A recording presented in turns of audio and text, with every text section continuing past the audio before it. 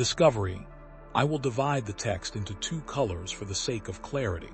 The gray text is taken directly from my caving journal. The italicized blue text is my comment as I reflect on the experience. I will do my best to convey the thoughts and feelings I had during the entire event. I will not use the actual names of the other individuals involved. I will include the entire relevant text of my journal. Only small parts of the journal will I skip. This will only occur when the entry has nothing to do with the experience in the cave, such as eating dinner after a trip, getting fuel or snacks, irrelevant details, etc. My journal is fairly thorough. I will merely summarize what I am cutting out of the actual entry. Sans grammar check. Please overlook my errors. My additional comments will help to clarify the things I wrote in my journal. Caving Journal 12/30/2000. 0 p.m. We got to the cave in great time, since B likes to drive fast. We anchored from the usual tree and began to rappel into the cave. I went down first and got my gear together while B came down. I will refer to B many times. We have been caving together for many months now. He was injured in a caving accident a few years ago and was told he would never walk again. Through hard work and perseverance, he not only walks, but can get around very well in caves. The trickier parts of a cave might slow him down a bit, but he can make it. He patiently works through an obstacle until he gets past it. If it blows, it goes. Meaning, if a passage has a good flow of air, it is probably worth investigating. After we explored all of the usual passages, we climbed down to check out the hole. The hole is located deep in the cave, near the lowest part of the cave. It is on the side of a cave wall, about 3 feet from the floor. To look inside the hole, I had to kneel down to duck under an overhang of rock. The original opening. I put my glove in the hole for size reference. I used my backup mini-mag light and held it inside the hole to see what I could see. I was excited by what I saw. The wall around the hole was about 3-5 inches thick. It led into a tight passage. The passage opened up a bit just inside the hole. It continued back about 10-12 feet in a small crawl space. After that, it seemed to really open up. Although how much we couldn't tell. This could be a virgin passage. Obviously, no one has passed through this route, but there could be a way into the passage from the other side. To even get to the crawl space, we would have to enlarge the opening. Currently, it is about the size of my fist. Once we get past the opening, we would have a tight crawl back to where it opened up. It would take some work, but we thought we could do it. We sat down for a few minutes to rest and contemplate our plan of attack. While we sat there in the darkness, we could hear the wind howling from the other side of the passage. It was a low, eerie noise. We could also hear a low rumble from time to time. No big deal, though. The cave is in the vicinity of a highway that has heavy trucks drive on it. We figured the rumble was the effect of the trucks resonating through the rocks. We determined that our best plan would be to haul a cordless drill into the cave to drill into the rock. Then we could take a bullpen and a small sledgehammer and break up the rock. It seemed pretty straightforward. We would widen the hole big enough to squeeze in and see what was on the other side. The efforts to haul all of the equipment down to the hole would be a pain, but we hoped it would be worth it. I named the passage Floyd's Tomb, after Floyd Collins. It seemed to look like the tight spot where Floyd spent his last miserable days on Earth. A rough drawing of how the passage originally looked. The Story of Floyd Collins. I think that was the title. I don't recall the author. Calling our passage Floyd's Tomb was not only a tribute to Floyd, but a commentary of the size of the passage. Ha ha, in retrospect it is funny how simple I thought it was going to be. I figured a few hours work and we would be in. Had I known how long it was going to take, I doubt I would have even begun the project. Had I known what I was going to experience in the cave, I never would have returned. We gathered up our gear and headed for the surface. Normally, I couldn't care less if I ever came back into this cave. There is nothing special about it. But now, I was psyched about getting back and getting through. We hadn't even left the cave, and we were planning our return trip. The rest of the journal entry talked about the climb out of the cave, our dinner, and our trip back home. Work begins. January 27-28, 2001. B and I were both excited to get back into the cave and get to work. I figured with about 4 hours work, we could be in and see what was on the other side. We had arranged to borrow a DeWalt cordless drill to bring with us. We also had masonry bits to drill with, sledgehammers too to break up the rock, bullpens to insert into the drill holes, and a few other tools that we ended up not using. Getting the tools down to the work site proved to be a challenge. One of us would climb down the rope and stop at a ledge or good resting place, then the other person would lower the tools. We kept repeating this routine until we got to the bottom of the cave. Then we had to drag the tools to the hole. It took about an hour to finally get to work. B took the first turn at the hole. After an hour of exhausting work, we could tell that we were not going to get through in one session. We kept trading off after we worked ourselves into a sweat. One would take a break and get some food and water, while the other one went to work. To begin work, we had to get down on our knees and do our best to avoid smacking our heads on the ceiling. Working in this awkward position, we would drill into the wall around the hole. That was difficult work. We really had to push on the drill, and it was still slow progress. Then we inserted the bullpen into the hole and hammered on it until the rock broke up. Then we would repeat the process. To give you an idea of how slow it went, the typical size rock that would break off was about fingernail size. If we broke off a large piece, about 1/3 the size of my palm, it was cause for celebration. From time to time, for variety, we would just wail on a cold chisel with a 5 lb sledge. It was slow progress. The problem with the sledge was that we couldn't take a good swing because of the tight quarters. Even though we spent many hours and several trips working on the hole, we never did find a better technique for widening the hole. The drill/bullpen/hammer got the best results for our efforts. We came up with some crazy ideas for breaking up the rock. Everything from TNT, never seriously considered, to hauling a generator to the mouth of the cave and running an extension cord down to a jackhammer. We even thought about using liquid nitrogen to freeze the rock and make it more brittle. After a couple hours of hard work, we realized what our limiting factor was going to be. It was about then that our first battery met an abrupt death. We had a second battery, so we swapped them out. The second battery lasted a little longer because we hammered and chiseled a little more often and a little longer each time. Finally, after about 3 more hours of drudgery, the second battery died and we called it a night. Phew, we could tell that we had done some work in the cave, but it was not much. For the first time since we got in the cave, we sat back, both of us took a break. It was nice to check out the results of our hard work. Then we noticed the howling again. It seemed to be a little louder than the last time we were there. We just figured the wind was blowing a little stronger outside. What we could not figure out was the rumbling. It too seemed to be louder and more frequent. This time we could not attribute the noise to trucks. The road that the trucks drove on was not very busy to begin with. At that time of night it should be dead. Yet the rumbling continued. It seemed to be coming from deep within the passage. B said he would ask some veteran cavers what could be causing the noise. We didn't spend a long time admiring our work. We still had to haul the gear up and out of the cave. Actually, we left some of it in the cave. It was still difficult work. What made it worse was that we were both exhausted. Our original plan was to be done with this cave and hit a couple of other caves in the area the next day. Instead, we decided to crash at a nearby motel, charge up the drill batteries, and go back to Mystery Cave. A photo of the opening after our first trip. We got a room.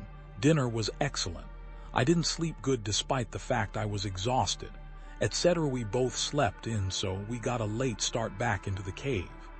The second day working on the cave went about the same as the first. We worked until both batteries were dead again. We were still not even close to getting through. The howling and rumbling continued as the day before. On caving. Before I continue with the next journal entry, I thought it might be helpful to the reader to explain a little bit about caving and about the atmosphere in the cave. As I reread and think about my description of the cave, I notice that much of the language I use in my caving journal, and the descriptions, or lack thereof, assume that the reader has a knowledge of caving and what it is like inside a cave. In other words, I write my journals for me. I will take this time to give a more detailed description of the cave. I will tell about what it was like while we worked on the cave, and I will summarize our feelings up to this point. The cave was discovered several decades ago when construction in the area unearthed its entrance. From that time to the present, it has been visited by mostly locals in the area and avid cavers in the region. Beer cans can be found intermittently in the cave, mostly in the upper half. When the cave was first entered, it was probably beautiful. Dust, graffiti, vandals, pigeons, and regular use have diminished its appeal. There are still places in the cave where small formations remain undisturbed, as a reminder of what the rest of the cave used to look like. To enter the cave, one must have a good length of rope in order to rappel down into the rock. A nearby tree serves as a good anchor point. Once the rope is tied to the tree, about 20 feet away from a small cliff, it can be tossed over the edge of the cliff to a small ledge 15 feet below. Cavers can then descend the short distance to the entrance. Once inside the cave, artificial light must be used. My light source of choice is a battery-operated, helmet-mounted light, known as a TAG light. Safe caving calls for at least 2 sources of backup lighting. For my backup lighting, I have a mini-mag light mounted to my helmet, and another helmet-mounted light in my pack, which I always carry with me. I also have glow sticks that I carry with me. These are not considered good sources of backup light by some, but they are good to use for taking lunch breaks, and they could be used to get out of a cave if the other sources fail. It used to be white, but is now covered with dust and dirt that was kicked down from above by years of caving. The popcorn makes it painful to brush against the side of the pit. My choice of clothing is Levi's, t-shirt, gloves, and knee pads. I usually leave the cave with few scrapes, but at least I am comfortable while I climb around inside. The temperature is stable year-round. It feels cool in the summer and warm in the winter. We have gone in on freezing days, and 10 feet into the cave it is warm enough that coats are not needed. It is a good temperature to work in, as we learned. For this size drop, I usually use a Figure-Reminis 8 descending device. For the climb up, I attach myself to the rope using a Petzl ascender, but I climb up on my own without using the device. It is there merely as a safety attachment, in case I slip. Other cavers have their own methods of getting down and up. At the bottom of the drop, the caver gets to do some crawling for a while. There is a small room, about 6x6 feet, at the bottom that gives the caver a spot to leave his harness and descending/ascending gear. Since there is no more steep drops, the harness is not needed and will only get in the way. Once the caver gets down to the 6x6 room, he can take a break under a ledge while the rest of the party comes down. Then he must drop to his knees to negotiate a 10-foot-long passage that is only a few feet high. This is where the knee pads come in handy. The floor is covered with a soft dirt, intermingled with bits of broken rock from above. The thin layer of dirt does nothing to soften the blow to the hands and knees as the caver works down the crawl space. As a reward, at the end of the crawl, he gets to drop to his belly and scoot under a tight squeeze. Not really tight, just something low enough to make the caver scoot along in the dirt. Once the caver gets on the other side of the squeeze, there are a few feet of crawl space. Then the cave opens up enough to stand. For most of the rest of the cave, the caver can stand, or at least stoop. The cave splits off into several passages at this point. 2 routes wind around rocks and crevasses and come to abrupt dead ends. The other 2 lead to small pools of water. Each route is fun to explore. They all lead on for 100 feet or so in a gradual downward slope. Most of the time, the caver can walk upright in the passages. Other times, he will have to climb over large boulders or occasionally crawl on hands and knees. Water is a common occurrence in caves. I have been told that one of the local residents was one of the first people in the cave, and that his cousin dove into the pools using scuba gear. He said the cave continued down for a couple 100 feet underwater. What they were hoping for, and what happens frequently, is that the passage comes up somewhere else, with virgin cave passages to explore. Unfortunately, I don't possess the knowledge to give more detail about the types of rocks in the cave. When we were drilling, we would have some parts that were easier to drill than others, and there were different colors in the rock. Refer to the photos taken in the cave. But that is the best I can do to describe the makeup of the cave. At the point the cave splits into 4 routes, the 2 passages that dead end are to the immediate left of the caver. Straight ahead and to the right are the passages that lead to pools of water. The entrance to the passage on the right is the largest of the 4. The arched opening rises nearly 10 feet in the air, ending a mere foot below the cave ceiling. As the caver enters the passage, the ceiling gradually lowers until it is about 6 feet high. It continues at this same height for the 40 feet that the passage travels in a continuous direction. This section of cave resembles a hard rock mine. Its arch nearly perfect and the floor flat and easy to walk on. It's easy to picture rusty mine cars on rail lines, and dust-covered miners with blistered hands gripping dull picks. The pseudomine comes to an end, and the caver is once again forced to drop onto hands and knees and get reacquainted with the floor of the cave. This time the crawl lasts about 20 feet. The floor is sloping gently downward for the first half of the crawl. Then it gets fairly steep and slippery. Able-bodied cavers can still climb carefully down the slippery slope. When I go with B, I carry the end of the rope that we used to get down to this point. I usually need to tie another short length of rope to the first rope to make sure he can use it to reach the bottom. The crawl lasts a few feet beyond the bottom of the slide. Over the next 10 minutes, 12 feet, the caver slowly begins to regain the standing position. After walking a few feet and climbing down a short drop-off, the caver arrives at a small level area which has a passage leading down immediately to the left. The passage ends 75 feet later at one of the small bodies of water.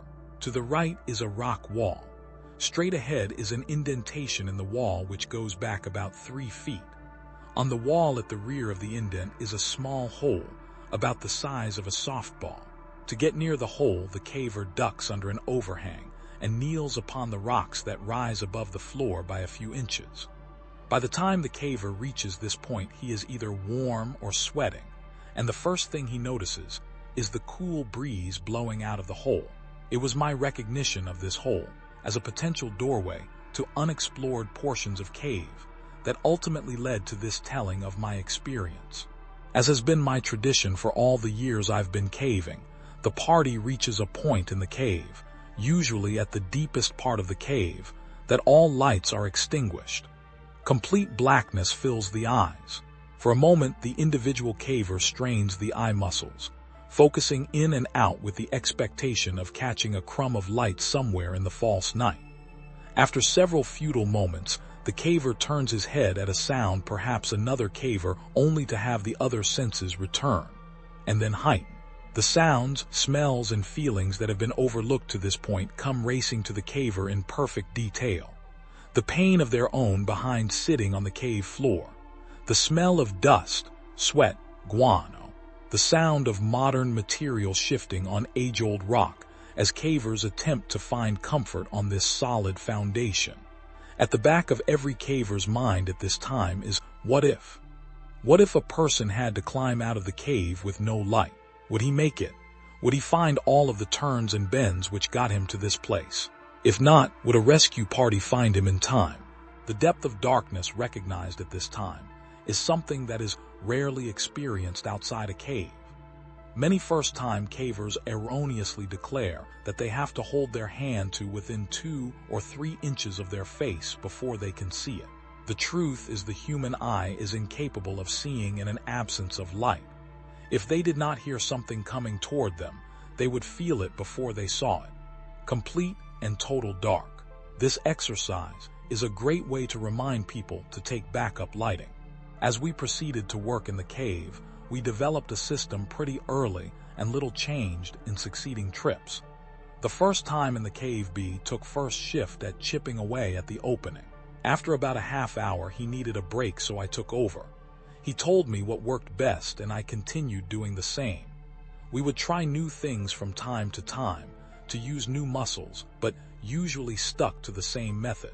We would use the masonry bit and press on the drill as hard as we could and drill out a hole in the rock. Safety glasses and dust masks were worn while working. Then we would insert the bullpen and hammer it into the rock and break out small chunks of the cave. Then we would drill another hole and repeat the process. Occasionally, the drill would hit a soft spot in the rock, and that step would be shortened.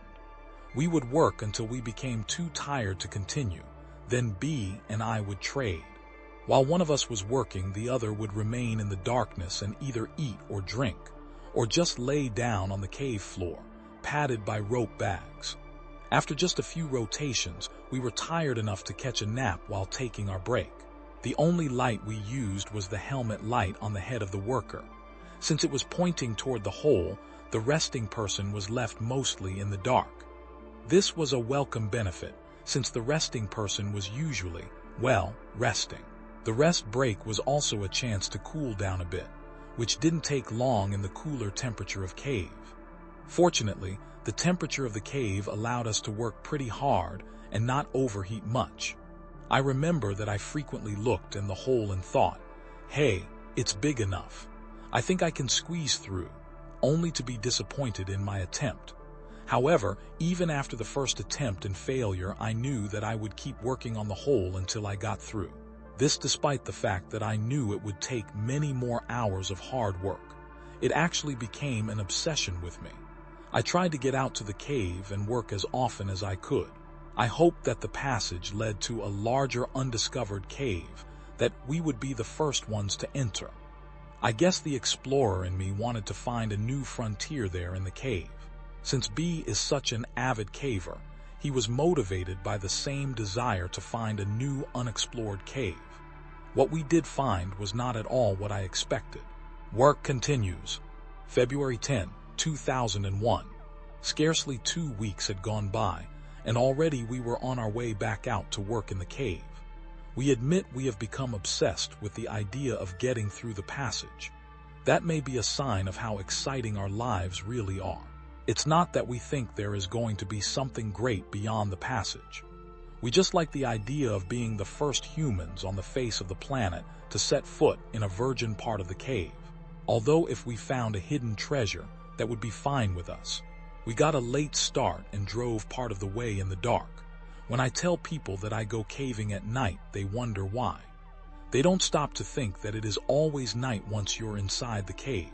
All the way out to Mystery Cave, we talked about new ideas to speed up our work. B also told me he talked to some caver friends of his that came up with an explanation about the rumbling noise. They thought it might be the sound of water deep within the cave, possibly a waterfall. They couldn't really explain why the noise seemed to come and go. To me, it is just one more reason to get through, so we can solve the mystery. This trip we took B's dog, Whip. She is a Jack Russell Terrier. I was not at all concerned about taking the dog into the cave. We have taken her before. She answers the call of nature before we go in, and then waits until we get out again. Also, she is well behaved inside the cave. We simply had to lower her via a custom-made harness until she reached the bottom of the main drop. Then she negotiated the rest on her own. She loves to explore but won't go out of our sight. She doesn't have a light attached to her, so she has to wait for us. Another reason I didn't mind bringing Whip along was because we planned on putting her into the small hole and see how far into the passage she would go. That might give us an idea what is on the other side. We knew that if there were a drop-off that we couldn't see, the dog would turn around and come right back out. We thought we might have to do some work on the hole before even the dog could get through. B's dog, Whip, near the entrance to the cave. Despite working in the dark of the night, we were able to rig up and get down pretty quickly.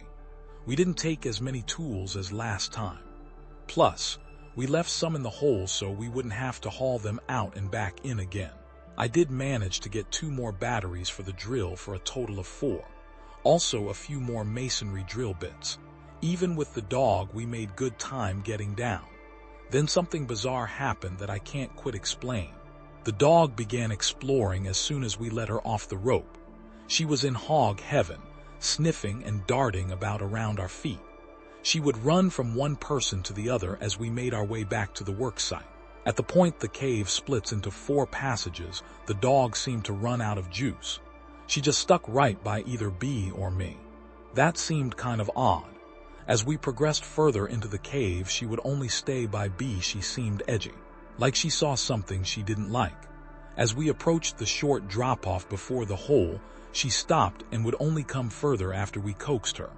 The hair on her back stood on end. Finally, as we got to within 20 feet of the hole, she began to whimper and hide behind B. Her tail was between her legs, and she was cowering down on the ground. Strange. I have seen her square off with dogs twice her size, but now she acted as if Satan himself was lurking in the darkness.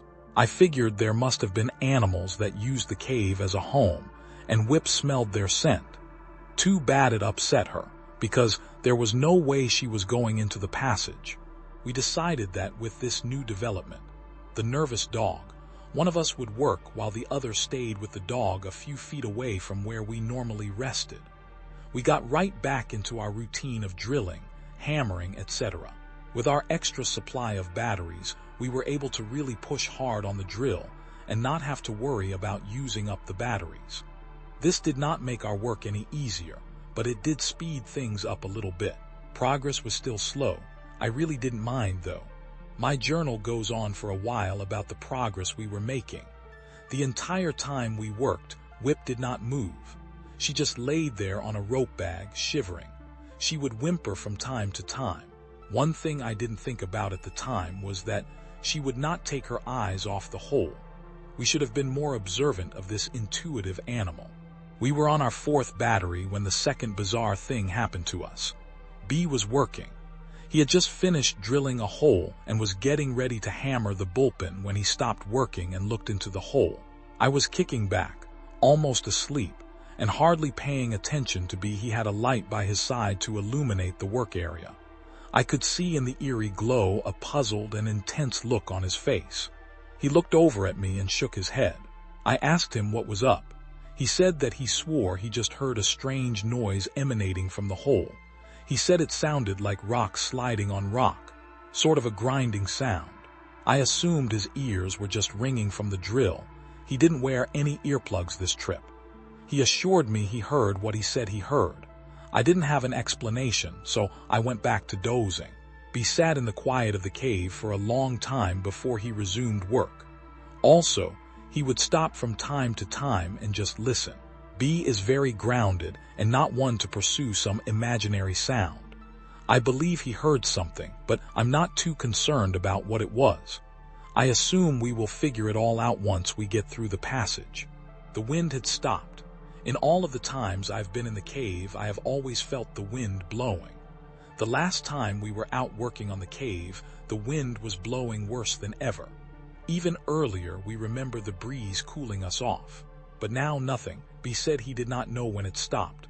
The rumbling had ceased too. Bizarre. This plain old cave was becoming mysterious.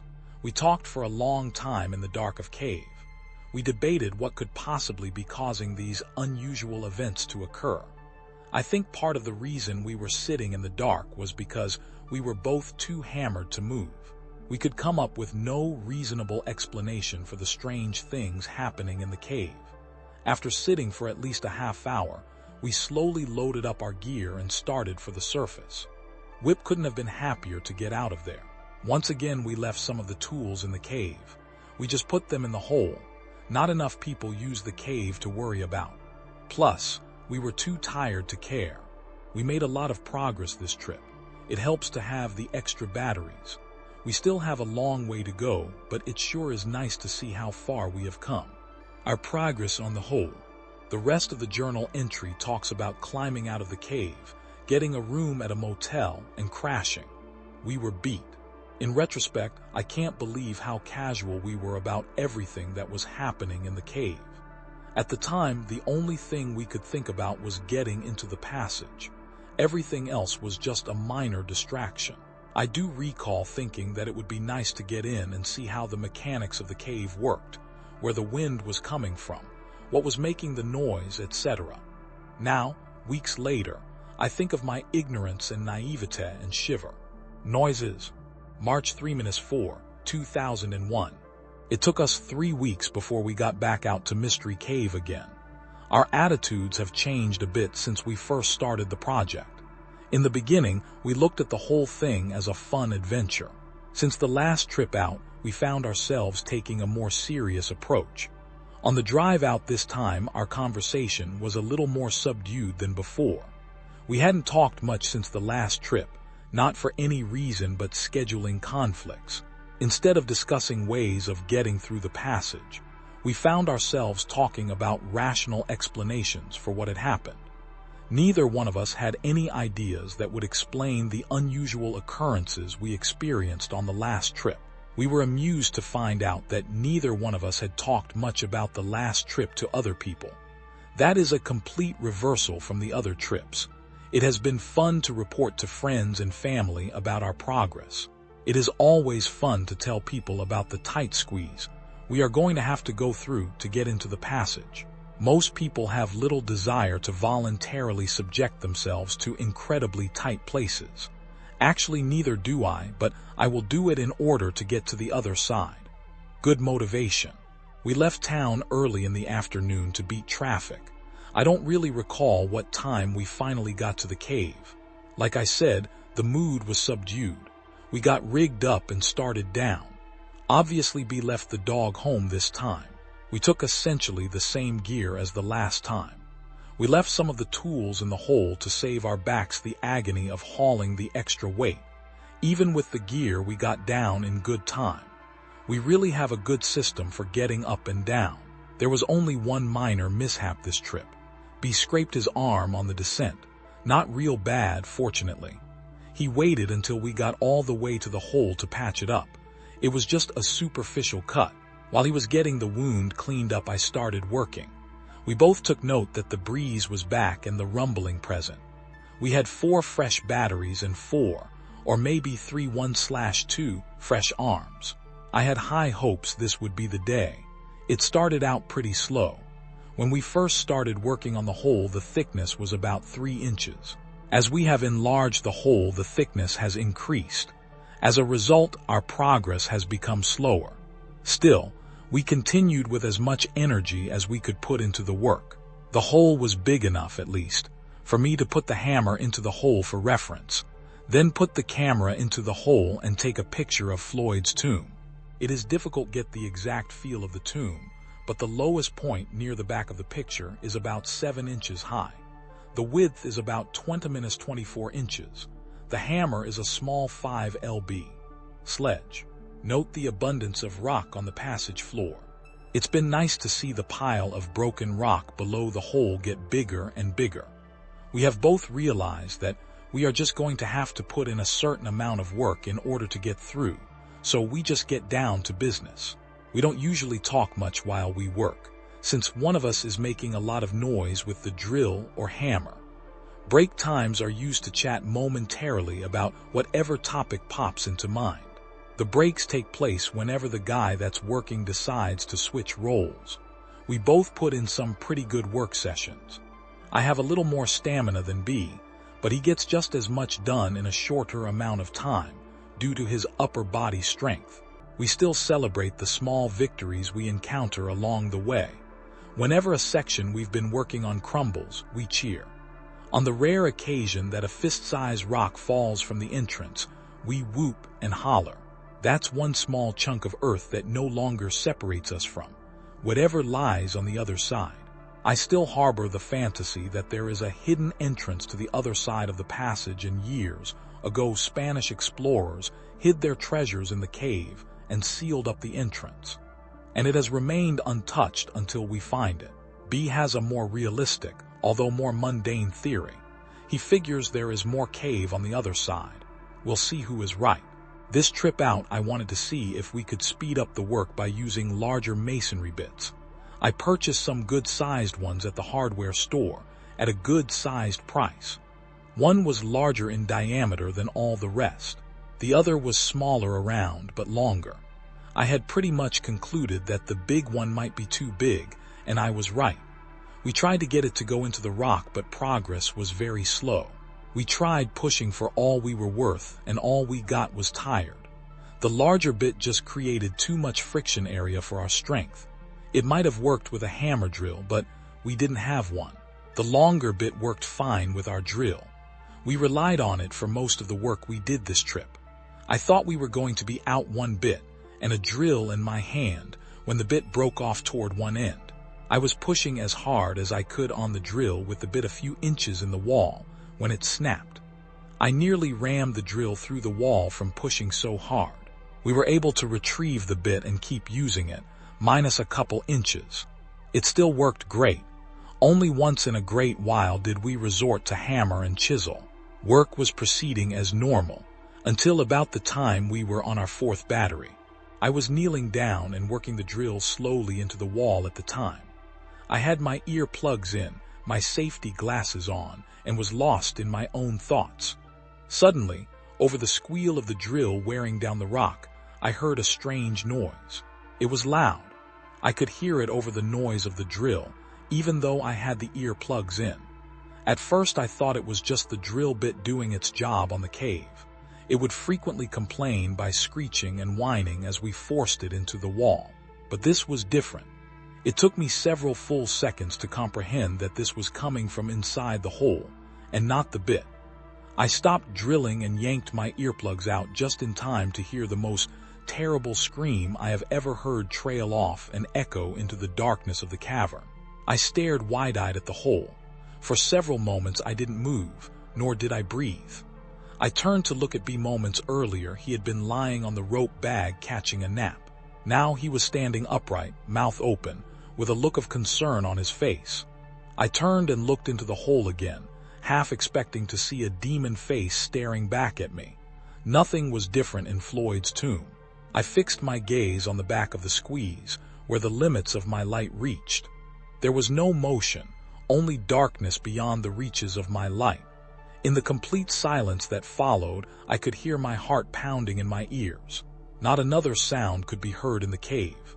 Suddenly, I heard a scraping noise behind me and straightened up. I nearly knocked myself out, hitting my head on the overhang. It was just B moving to turn on his light, but I was so wired it nearly sent me to my grave. B spoke, and again I jumped. He said to get some rocks and put them into the hole. He explained that whatever animal had made that noise might be able to get through the hole. I immediately grabbed a few rocks and hoisted them through the opening. Using the handle of the sledgehammer, I slid the rocks as far back into the tunnel as I could reach, creating a wall between us and the other side. Since the squeeze is so small, it didn't take long. The entire time I was doing this, however, I was thinking that the noise certainly did not come from an animal. I didn't know if B really thought it was, or if he was just trying to convince himself. I didn't say anything to him about what I thought. From the time it happened to the writing of this journal entry, 2 days later, I have tried to come up with some possible source for such a noise. To describe it, I would say it sounded like a cross between a man screaming in fear and a cougar screaming in pain. It sounded like it came from the hole and was roughly 100 feet away. The horrific noise reverberated through the cave and through my ears. B estimated the scream lasted 8 minutes 10 seconds. My best guess is about 5 seconds. 3 seconds while I was drilling, 1 and 1/2 seconds to drop the drill and yank the ear plugs, and 1/2 second of sheer terror. It's difficult to tell how much time passes when you're listening to a solo from the depths of Hades. After I filled the back of the passage with rocks, we just sat there listening to the silence. My breathing was a lot more rapid than usual. Neither of us spoke for quite some time. Finally, B suggested we get back to work, but keep an eye out for movement in the hole. We put a light in the passage that shined to the back of Floyd's tomb. It was only at this point that we realized the wind had stopped again, and the rumbling could no longer be heard. To say I was nervous would be an understatement. I didn't say anything to B, nor him to me. Back to the drilling. B took over the work, which was fine with me. I wasn't exactly worn out, but I didn't mind being further from the hole. B would stop from time to time and listen. I just sat, watching him with my light on. I wasn't close to the entrance to the hole, but I still found myself looking behind me down the passage to the still water. Every time my light would cast an unusual shadow, my heart would jump.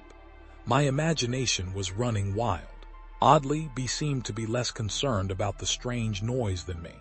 After a short time, he seemed to be focused entirely on getting through the passage.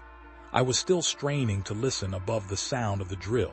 I heard nothing but the now familiar sound of carbide on stone. As I contemplated the possible scenarios which might play out on the other side of the passage, I found myself strangely getting somewhat excited again about getting through. It might have been fatigue taking its toll on my mind, or the thought of something valuable on the other side. My thoughts were broken when B let out a yell, possibly a cuss word. He said the drill battery was dying, but he hadn't quite broken off a large, relative section he was working on. He set the useless drill aside and picked up a hammer and bullpen. He started wailing away at the hole created by the bit. After nearly 10 solid minutes of hammering, he sat back against the rock, sweating and nearly out of breath. The bullpen was still protruding from the cave wall. He held the hammer toward me, inviting me to take a few swings. I held up my hand and shook my head. I had been ready to exit this cave for quite a while now. He didn't press the issue, and without speaking, we both started gathering the gear we were going to take out. Once again, we stashed some of the tools in the passage. I was first to start toward the top of the cave. Several times I had to stop and wait for B, not because he was moving slow. I was just more than eager to get out. Few times have I felt better than that night, stepping out into the chilly night air. Our dinner, our decision to get a motel and come back the next day, our lengthy discussion on the strange sounds we had heard, another mediocre night's sleep. I cannot believe that we were so willing to get right back into the cave after hearing the scream. Part of the reason I went along with the idea was because B seemed so indifferent to any possible dangers. Even if it were an animal, which I did not believe, but could offer no better explanation. Weren't we possibly putting ourselves in harm's way? In retrospect, I still have difficulty understanding our thought process at that time. We were just too eager to discover virgin cave passages.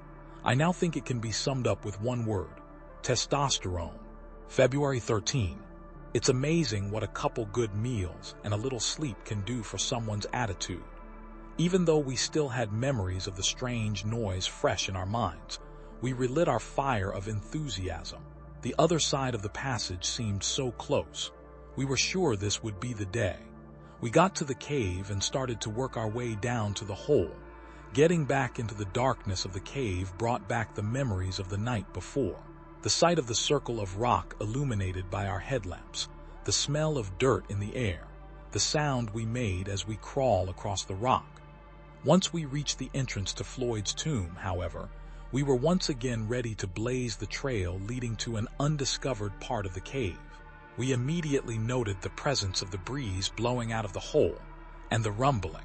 The bullpen sticking out of its hole was an obvious sign of where we needed to begin work for the day. B took over where he left off the day before. I took up residence in the same spot I occupied the night before, even though I was already well rested and wanting to start work.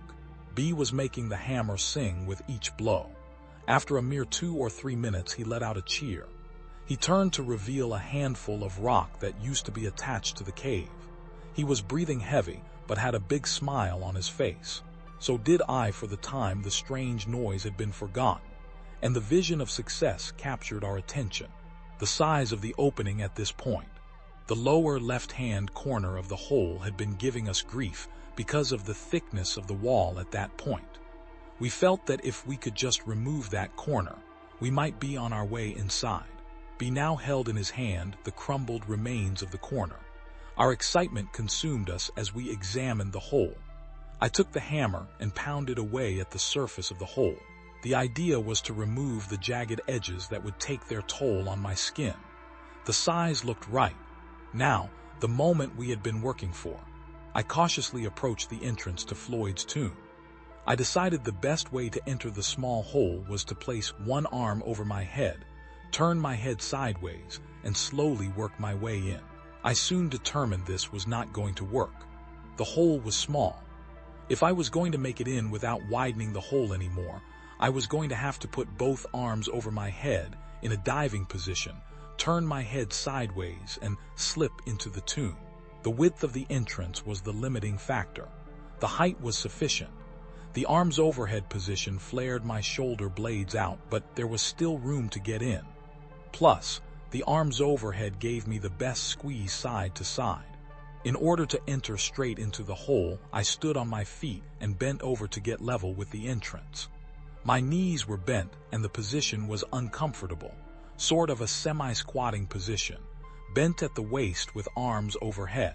Plus, I had to slightly turn my upper torso to the left, in a counterclockwise rotation, to negotiate the angle of the entrance.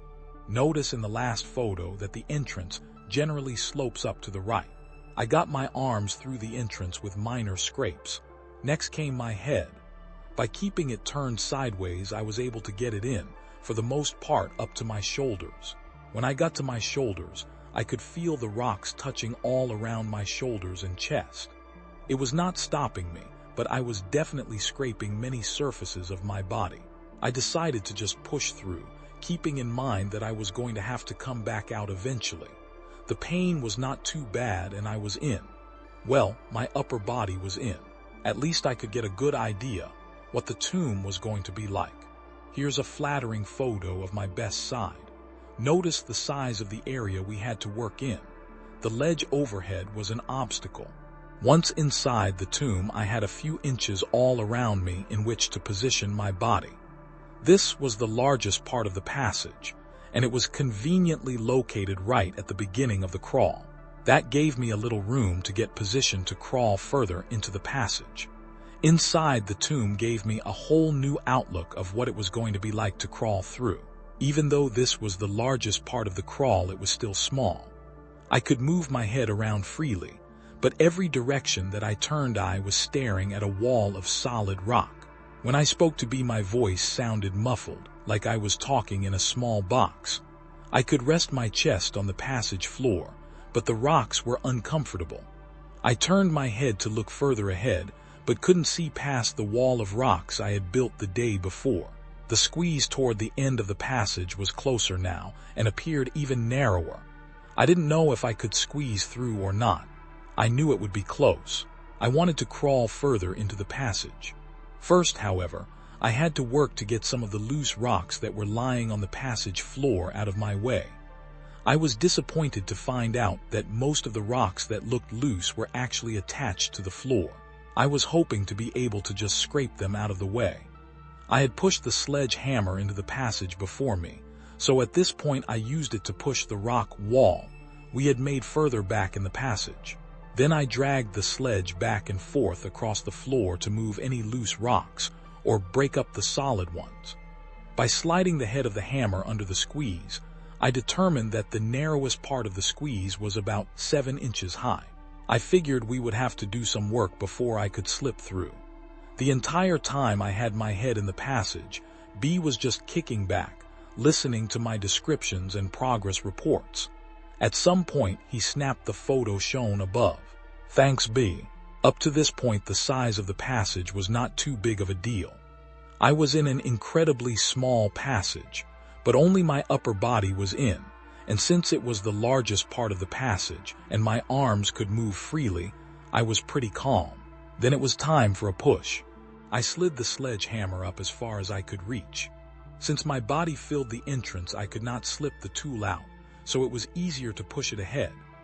In order to rotate my hips to the proper angle to enter the hole, I had to lean my upper body on my forearms, use my feet to climb the wall outside the hole, and slowly crawl into the hole. My hips barely fit. Once they cleared the entrance, I could relax a bit and get in position to work toward the squeeze. I decided to try the one-arm forward technique to get through. The passage was so narrow that whatever position I started with, I would have to stay with through the entire length. There was just no room to move around or change positions. I would also have to turn my head one way or another and keep it in the same position. This crawl was tight. Moving forward at this part of the passage was relatively easy. I could use my forward arm, my left arm, to pull and my other arm to push. At the same time, I would wiggle my body, trying to arch as much as I could to keep my chest off the rocks. I tried both ways and determined that I would turn my head to the right. It felt the most comfortable. I began to learn things as I went.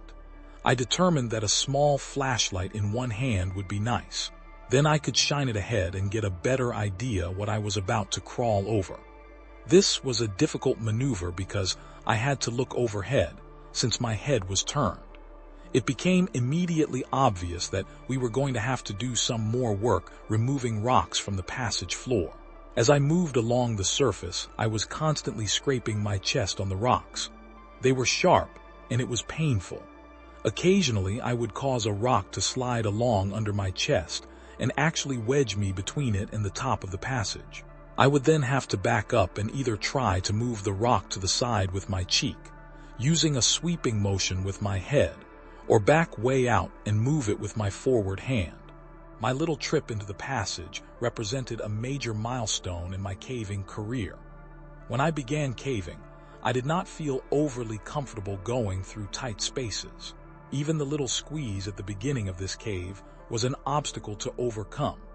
By pushing myself and forcing myself to try the narrow passages, I have become much calmer about tight spaces.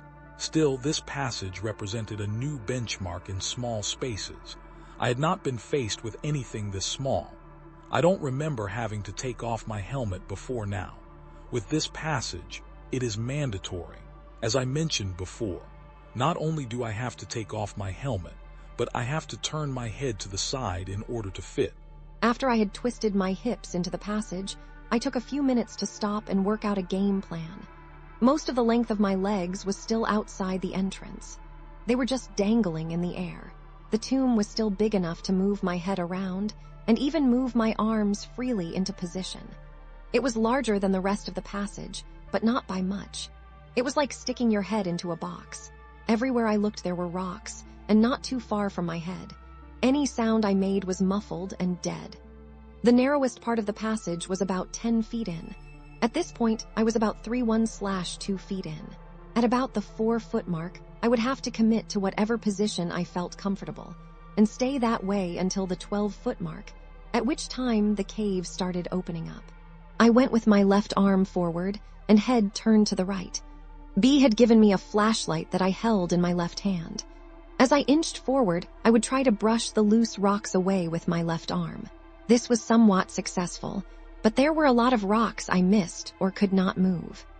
As mentioned, the first little bit of the crawl moved along fairly quickly, since there was a little room above me to negotiate the passage. Then the walls started to close in around me.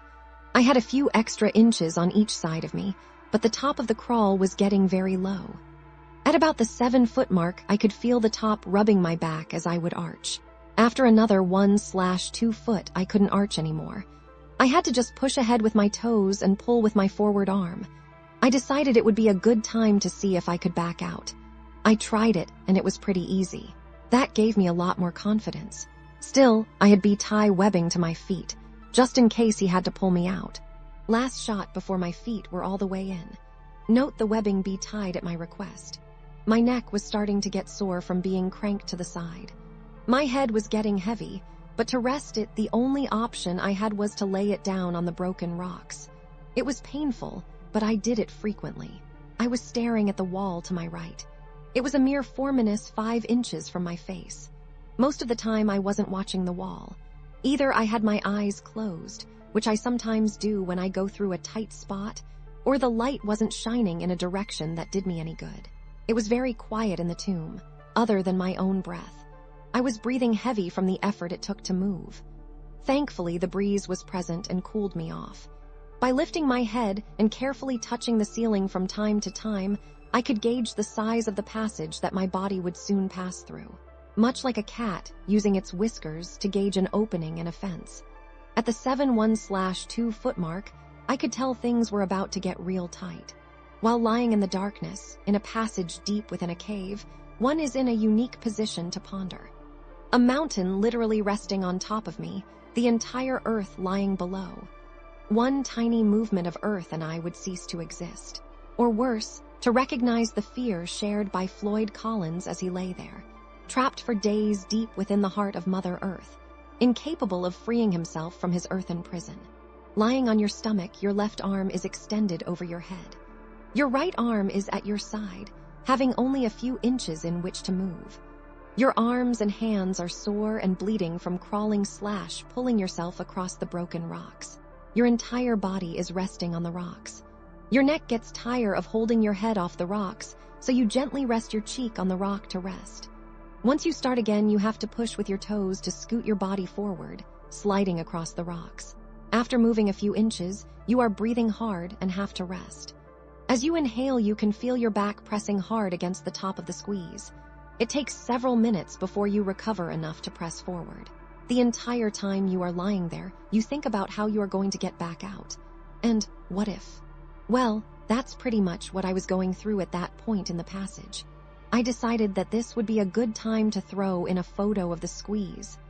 The photo was actually taken on a different trip, but it shows how tight things were at that point in the passage. Notice my head turned to the side, not by choice, and you can see how I would rest my cheek on the rocks. You can also see how difficult it is to look ahead of me. My arms are pinned to my side. I later determined that would be the best position. There is virtually no space between the top of the passage and my back. Tight, not for the claustrophobically inclined. Floyd's tomb. When I reached the point where my back was rubbing, and I could feel with my head the passage was not getting bigger, I knew I was most likely not going to get through. Still, I decided to give it one more push. If I had been in this position a year ago, I would have been in a state of panic, but not today. I was pretty pumped. I took a few minutes to rest, then I went for it. I exhaled completely all of the air in my lungs. This caused my chest to collapse enough to scoot forward a few inches. Because it takes so much effort to scoot, I only went a few inches before I had to stop and breathe. As I inhaled, my chest pressed hard against the floor and my back against the top. It took a little longer to get my breath back. Unbelievably, I did it again. Exhale, scoot, rest. Again, only a few inches. Repeat. I took a few extra minutes to enjoy this position, pinned in this small passage. Wow, I could not believe how relaxed I was. I tried one more time to exhale and scoot. My back was rubbing too much to continue. Despite the failed effort, I was psyched. I took several long minutes to lay there and recover from the effort. B had been encouraging me the entire time. It was fun to hear him cheer as he saw my shoes go deeper and deeper into the hole. Backing out was not too difficult, but did take some work. I encountered the same obstacles as when I went in. After I wiggled my hips out of the hole, which took some time, I had trouble getting my shoulders out. Both arms were overhead at this point. My shirt was getting caught on the rocks, and my shoulders were brushing the sharp rocks. After struggling to find a good position, I gave up and just pulled my upper body out. SCRAAP. My shirt pulled up over my head, and I had some nice scrapes on my shoulders, but I didn't care. To me, this trip was a success. I had pushed myself beyond what I thought was possible. I kneeled at the entrance and looked into the narrow passage I had just been in. The rock wall was now at the 11-foot mark. I had pushed it a little with my forward arm. The smallest point was at the 9-foot mark. We were close. Between the work and the excitement, I was tired. I just sat on the rope bag, grinning. Phew, what a trip. Our progress on the whole. Our climb out, dinner, trip home, etc. On our way home, we brainstormed and came up with some ideas that would help us get through. We both invented some tools to remove the rock on the floor deep within the passage. We were both very excited by this trip. I from pushing my limits in the cave, and B from his success in climbing out of the cave. This was the first time he was able to climb all the way out without the help of climbing devices, nor my help.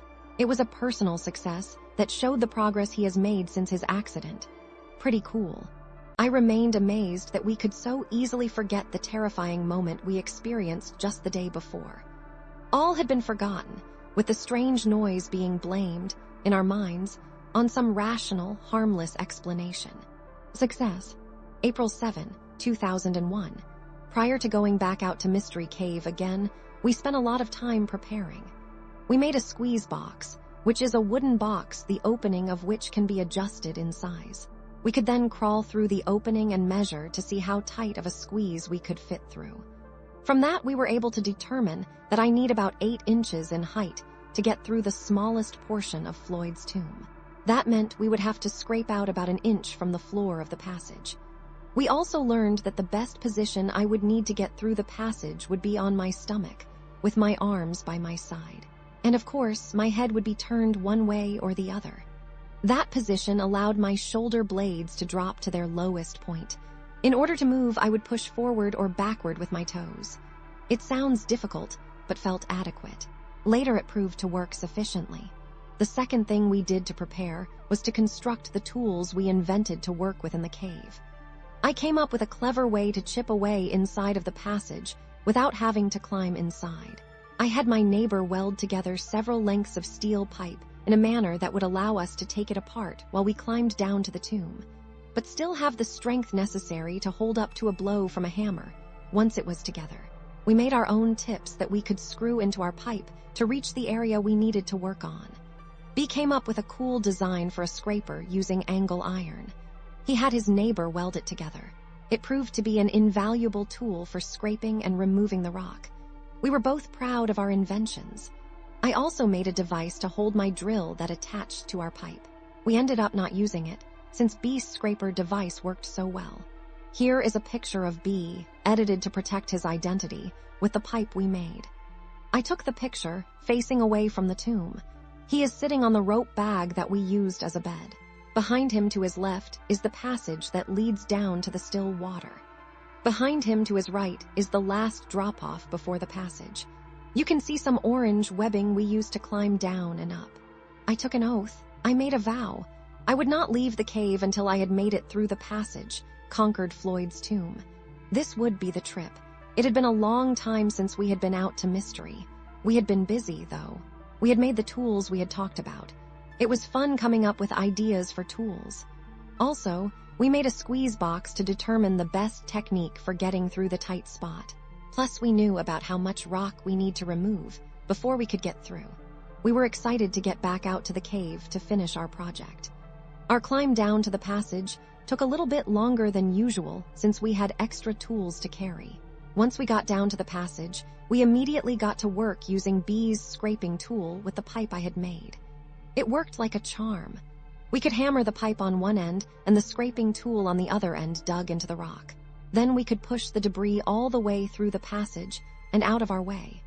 When we needed to measure our progress, we would turn the scraper sideways in the passage and observe the clearance. We worked for about 2 hours before I had a desire to try the tomb. I just wanted to make sure I was going to make it through on the first try. B made one more sweep of the passage floor, clearing any loose rocks from where I would be crawling, and pushing the wall we had made to the back of the squeeze. I made preparations for the crawl by fashioning duct tape, suspenders, to prevent my shirt from sliding around while sliding across the rock. I went with a flashlight in my hand, even though my hand would be at my side. I knew I would need it once I got through. As an expression of faith, I did not tie a rope to my feet. I was confident I was going to make it. Finally, I made the attempt. Although I didn't mention it in my journal, we did notice the breeze was back and the rumbling present. Since we didn't do any work to the entrance, I had to go through the same dance routine to even enter the passage. Once I got my upper body through the hole, I shined the flashlight ahead of me to work out a plan of attack. The passage didn't seem any bigger than last time I was there, but most of the work was done deeper in the squeeze. I paused for a few minutes, then twisted my hips to get my lower body in. I slowly inched forward as my entire body slowly filled the passage. Before I was completely in, I got into position for the push. I dropped both of my hands to my side and turned my head to the right. Then I began to inch forward. Once my toes were inside the cave, I used them to push forward. To keep from scraping my body, I would walk, using my shoulders, knees, and toes. Progress was slow but steady. That was fine by me. A foot or two before the tight spot, I could already tell there was a little more room. Even so, I began to touch the roof of the passage with my back. This time, however, I was able to continue moving forward. I reached the lowest point in the passage, and I could tell it was still going to be tricky. Even with the work we had done clearing out the loose rocks, I still felt sharp pebbles rolling under my chest as I slid along. When I could feel my back brushing the top of the passage in several places, I reverted to my technique of exhaling. Before I began, however, I took a minute to lay there in the passage. I could see the glow of BS flashlight as the rays of light managed to squeeze past my body. I could feel the cool breeze evaporate the drops of dirty sweat on my forehead. I could feel 1,000 sharp edges dig into the surface of my skin. I felt the twinge of excitement as I realized that the goal we had set out to achieve weeks ago was about to be realized. This thought alone made me want to keep moving, not matter how tight the passage became. I breathed in and out rapidly for a few moments, then began. Exhale. Scoot. Stop to catch my breath. Repeat. After just a few inches of scooting, I could raise my head off the floor of the squeeze and tell that the passage was beginning to open up. I relayed this information to B, and we both took a few seconds to celebrate. During the rest of the slide through the passage, B was cheering me on. Virgin Passage and Neil Armstrong territory were the phrases he kept repeating. I was grinning ear to ear. Even though the passage was beginning to get larger, it was still slow going. I had to continue scooting along for another foot and a half before I could slide my arms underneath me to use them to crawl. At that point, I felt my journey was essentially over. I was able to sit up slightly and move the rock wall we had erected several trips ago. Those rocks served as a somber reminder that a little caution would be wise. I shouted back to B that I was through. We both took a moment to congratulate ourselves on our success. B would likely never be able to squeeze through the passage and see what I was seeing, so I gave him a description of what the cave looked like. At this point, I only had my mini-mag, so I could not see very far into the passage. The end of the passage made a gentle right turn and seemed to go for a ways. I was unable to do anything at this point but sit, due to the size of the passage. All of the broken rocks we had pushed through Floyd's tomb were around me at this point. There were no other signs of human intrusion. I had to wait until B passed me my helmet light to get a better feel for the cave. B used the pole we made to slide me the end of a rope. Then I was able to pull all of my gear through the squeeze. The first thing he sent through was my helmet and light. After I got the light fired up, I was able to see our new section of cave. Ours. It was an exciting experience to see the results of hours of hard work over the course of several weeks. At this point, we still had no idea what the cave had to offer. The only thing I could see was the passage immediately following the squeeze. It was a narrow passage with a low ceiling. I would easily be able to get through it, but I would have to crawl. I began taking pictures so I could show B the first section of the new passage. I was almost laying down since the passage was so small. My feet are extended in front of me, as you can see. Notice the broken rock on the floor of the cave. The passage looks like a dead end, but it turns gently to the right near the end. I asked B how far he thought I should venture into the new cave, in light of the strange events that had occurred. For the first time, he, too, toned down his enthusiasm as he remembered the noises. He slid the pipe through the tomb with a loosened tip on the end. He said I could use it as a weapon if I ran into an animal, or he also told me to make sure we could hear each other as I progressed into the cave. Even though we were at least thinking of the possibility of running into trouble, we never really considered the fact that if I got into trouble, B would never be able to rescue me. And in fact, no one would be able to get to me for many hours. If I were in serious trouble, as in hurt, there was no way anyone would be able to get to me in time. But symbolic of the whole experience, we were focused on our goal and not the potential dangers we faced. So far, we had dodged the proverbial bullet. So far. I strapped on my gloves and knee pads, grabbed my camera, and began my adventure. I crawled through the passage, pictured above which was about 20 feet long. At the end, the cave bent slightly to the right. I would have to climb up a gentle slope, but then I would be able to stand by the end of the next section of cave. The next section was about 40 feet long.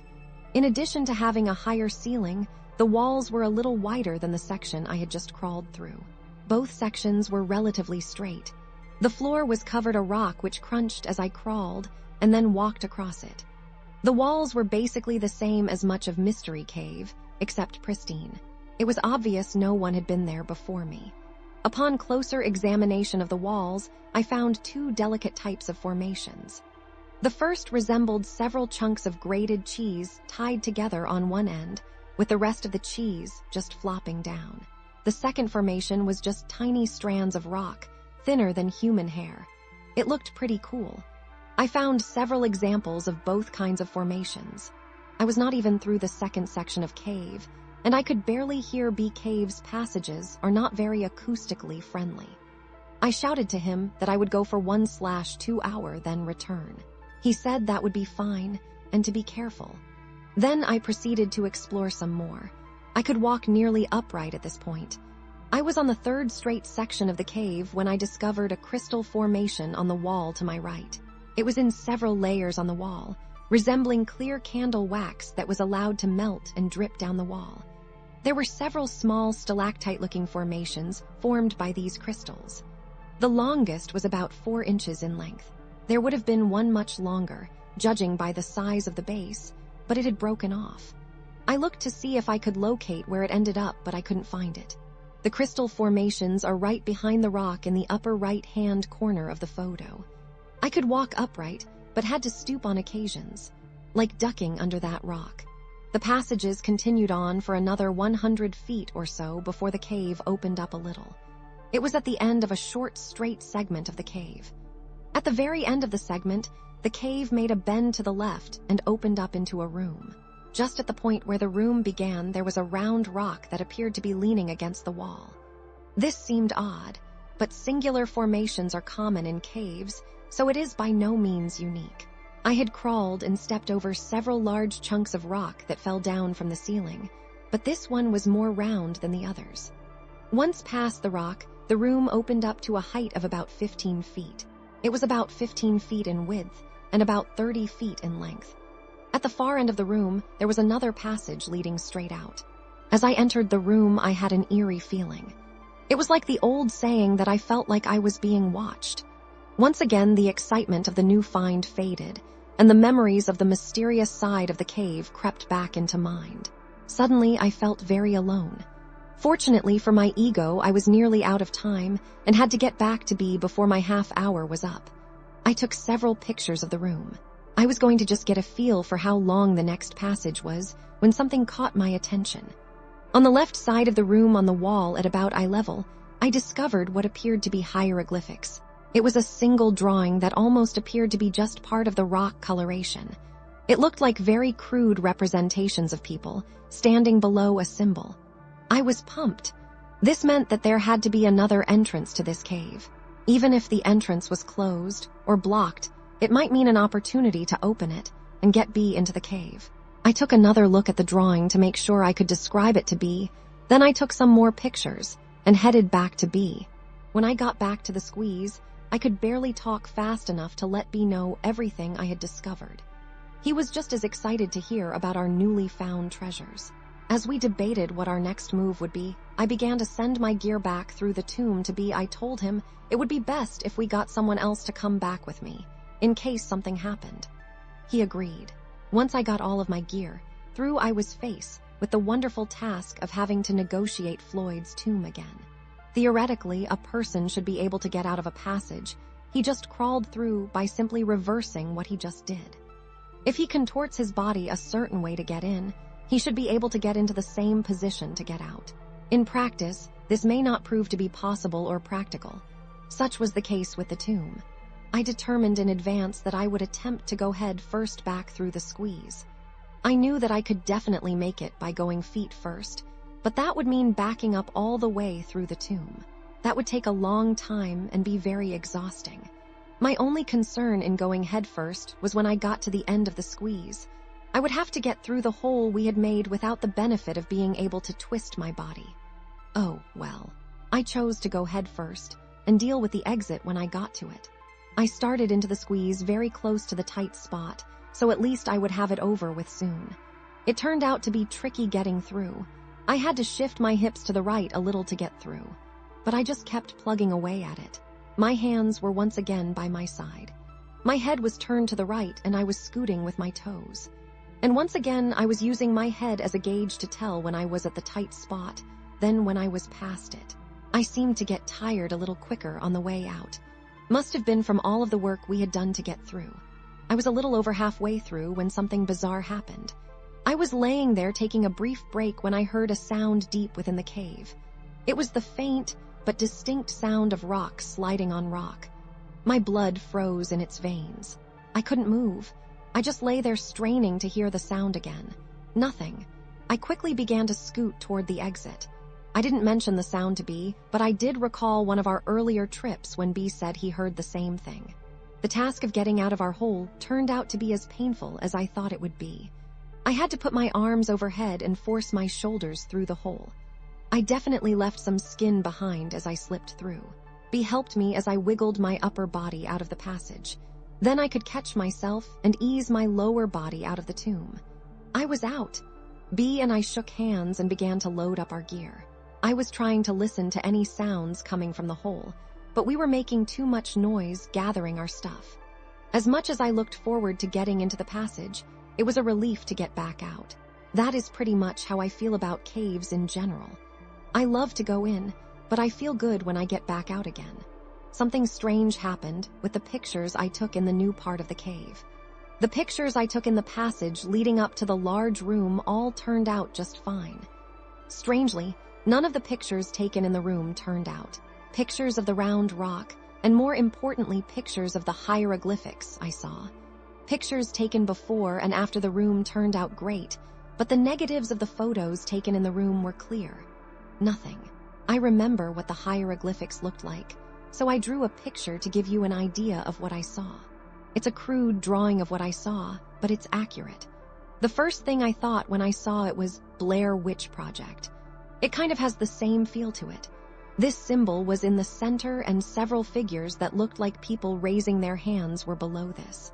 This is the last picture before I entered the large room. At the end of the passage, partially hidden in the shadows, is the round rock that I saw. Here is the same picture with the round rock outlined. You can't really tell from these pictures what you are looking at, but they are the only ones I got of the round rock. Unknown chapter. April 14, 2001. Only a couple days elapsed before B found someone who wanted to explore the passage with us. B told me he talked to a few other people who couldn't make it because of scheduling conflicts. He said they really grilled him for information about the cave and about the passage. He would not tell them which cave it was to ensure that we explored it to our satisfaction before we made it known to the public. Even the guy who ended up going with us did not know which cave until we were very close to it. And he was sworn to secrecy that he would not reveal the location of the cave to anyone on the planet. I won't identify him by name, so I will just refer to him as Joe. Joe, B and I set out early in the morning to make sure we could spend all the time we wanted in the new passage. When we got to the cave, we were able to rig up and descend rather quickly. It helps when you don't have to haul half a hardware store down into the cave. Joe was impressed by our work. Even B and I took a minute to pat ourselves on the back for all of the hard work we put in, and for the fact that we made it through. Joe is a rather thin caver who has had a lot of experience in caves. He said this might be the tightest squeeze he had been in, but it didn't bother him. I knew that physically he would be able to make it, since I was bigger than him and I made it. He was just as excited as us to get through and get caving, maybe more. He quickly got ready and was waiting to hear what the plan of attack was going to be. I figured I would send him through first, since he was ready, and I would follow. B would pass our gear through and wait for us outside the passage. B would give us 2 hours to return. That was nice of B to go down into the cave and babysit us. It gets boring sitting there in a cave. With our plan set, we were ready to roll. It was, perhaps, irresponsible of us not to tell Joe about all of the unexplained events that occurred in the cave until after he had gone through. But what exactly do you tell someone? How many of the weird things did we need to reveal to him? We did not feel that we were in any danger, or we would not go in the cave ourselves. So we did not tell him a thing prior to him entering Floyd's tomb. Of course, when we did tell him afterwards, it was too late. I couldn't believe how easy Joe slipped through the passage. He said it was tight, but it sure didn't look like it. Once he got in, we passed him his gear, then I started in. Even though I knew that I could fit through, it was still a slow trip through the tomb. You can only go so fast when you're scooting with your toes. When I reached the tight spot of the squeeze, I had Joe snap a picture of me. I thought it would make a good photo. Once I got through, B started to relay my stuff to me. Then disaster struck. I had gone all the way in and turned around to pull my gear through. I had to kneel down and still crouch down low. I had just got my helmet, ironically, and light, and was turning around to feed the rope back to B when I smacked my head on the top of the passage. Human skull vs solid rock. Rock 1. I told B what had happened, so he sent my first aid kit through. I was bleeding, but even worse, I didn't feel too good. I patched myself up, then told Joe I didn't think I'd better continue. He looked like a little kid who was told that Christmas would be canceled. Although I didn't like the idea of him exploring the cave without me, for selfish reasons, of course, I wanted him to at least see part of the cave for making the trip out there. I told him how far to go and how long it would take, then I sent him on his way. As I laid there, I could hear him crawling into the darkness. His light disappeared after the first turn. I rested a minute or two, then began my journey back through the squeeze. It was disappointing to get all the way to the cave and then not be able to explore it to its end. Actually, it is killing me. After I got through Floyd's tomb, which was painful, I sat down and munched on a Cliff Bar while B and I chatted. I told him I would pay for a motel room if he would stay overnight. Then we could see how I was doing the next day and make another attempt at the cave. I felt goofy for having smacked my head on the cave wall. B said he was willing to give it another try tomorrow. He was just as anxious to put some closure to this cave. As long as Joe would stay overnight, we determined to wrap things up the next day. Once this was settled, we just sat back and enjoyed the darkness. We could hear no sounds coming from the passage. The silence reminded me of the scraping noise that I heard last time we were out there. I brought up the subject with B. Since I had not explored the cave completely, I could not offer any explanation of what could be making the scraping noise, or the change, the wind strength, or the rumbling, or that terrible scream that we heard. Suddenly, we both wished we had not sent Joe into the cave alone. B went to the hole and yelled into it. Joe, no answer. Not surprising. You just can't hear each other when you are very far apart in a cave. We nervously awaited any sounds, good sounds, that is. Joe-type sounds. The 20-minute time limit we had set passed. Then 25 minutes. I really had no desire to climb back through the squeeze. My head was still throbbing and the squeeze looked tighter than ever. Still, I knew I was going to have to make sure Joe was safe. Just as I was getting prepared to go back through, I saw a light deep in the passage. Joe, I called out. Nothing. Joe, still no answer. The light got brighter, and I could hear the noise of someone crawling across the broken rock that lined the cave. You okay, Joe? No, was his weak reply. When he got to the other side of the tomb, he said he was not feeling well. He quickly took his gear off and put them in the bag so we could pull it through. As I pulled the bag through the passage, he began to climb back through the tomb. We didn't even get a chance to question him about what he saw before he was coming back through. He quickly slipped through the squeeze and the hole, and we finally got a look at him. He looked terrible. His face was pale and he was out of breath. The dust that covers the floor of the squeeze left its mark on his face and clothes. He had numerous small cuts and scratches on his face and arms, probably from his rapid exit from the passage. His eyes were open wide. We only had a brief moment to look at the change that had occurred to Joe before he started to head up and out of the cave without saying a word. While Joe and B started for the surface, I took a minute to gather our gear. Then I stopped to listen into the passage. I heard nothing, and I felt nothing. The wind had stopped. Part of me wanted to get out of the cave as fast as possible, but another part of me wanted to immediately climb back through the passage to find out what made this cave tick. Then was not the time, though. I still felt a little dizzy from my injury. At that moment, I noticed B and Joe had made good time getting up the cave passage, and I was left alone. Chills ran through my body as I scurried to catch up with them. Once we got outside the cave, I figured we would be able to find out more from Joe. But when he got up the final climb, he just unclipped from the rope and went straight to the truck. In the light of day, he looked even worse than in the cave. B and I gathered up the rope and our gear and headed for the truck. Joe said he did not want to stay overnight because he felt terrible, and we believed him, so we headed home. We could get no more information from Joe. He just stared straight ahead. He was shaking like a leaf, and he said he was not cold. When we tried to question him, his answers were short. I asked him if he saw the hieroglyphics. No. Did he hear us yelling? No. Did he see the round rock? No. Did he see the crystals? No.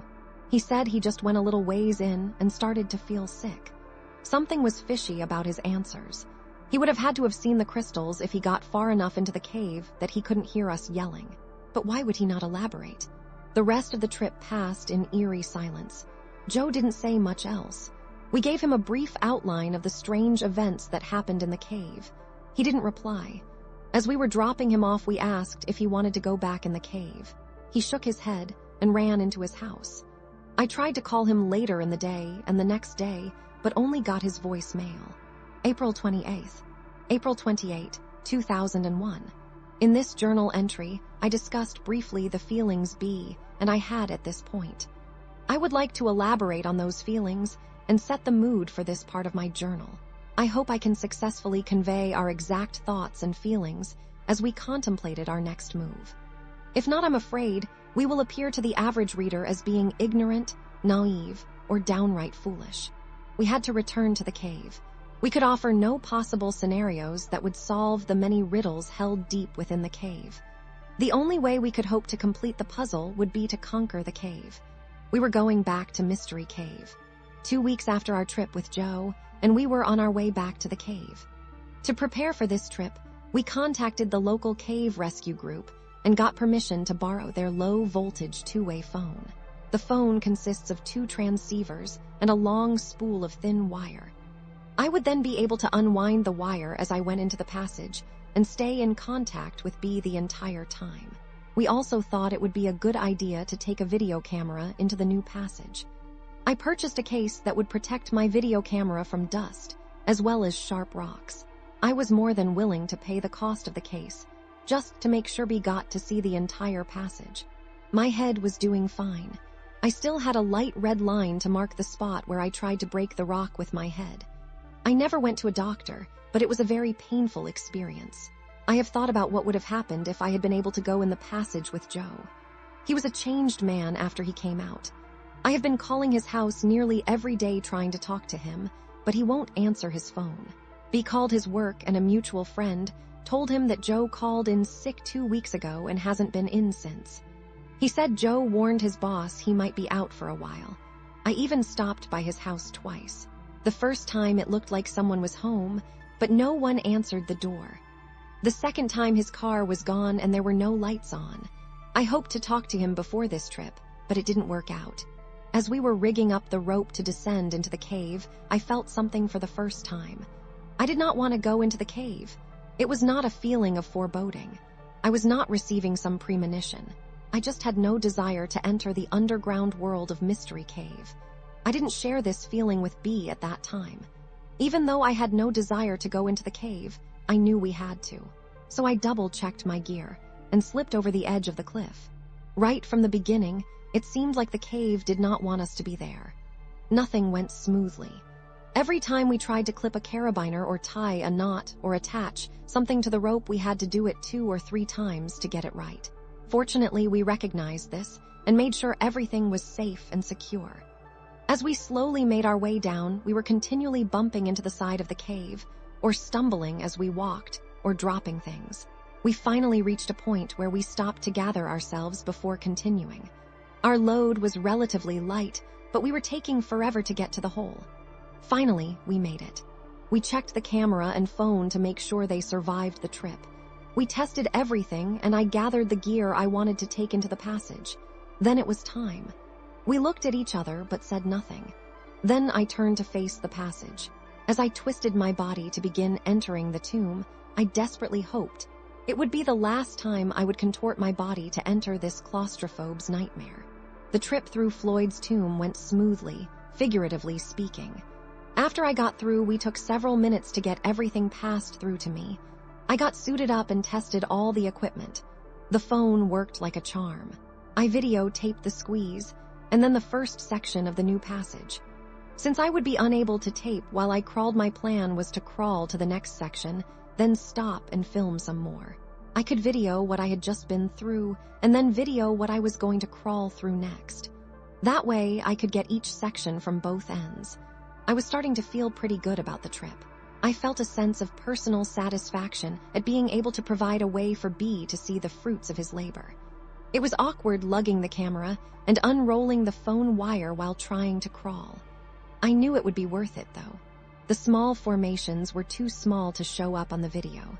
With normal outside lighting, it would be no problem, but with my headlight as the only source of light, the effort was futile. The crystal formations turned out quite nice.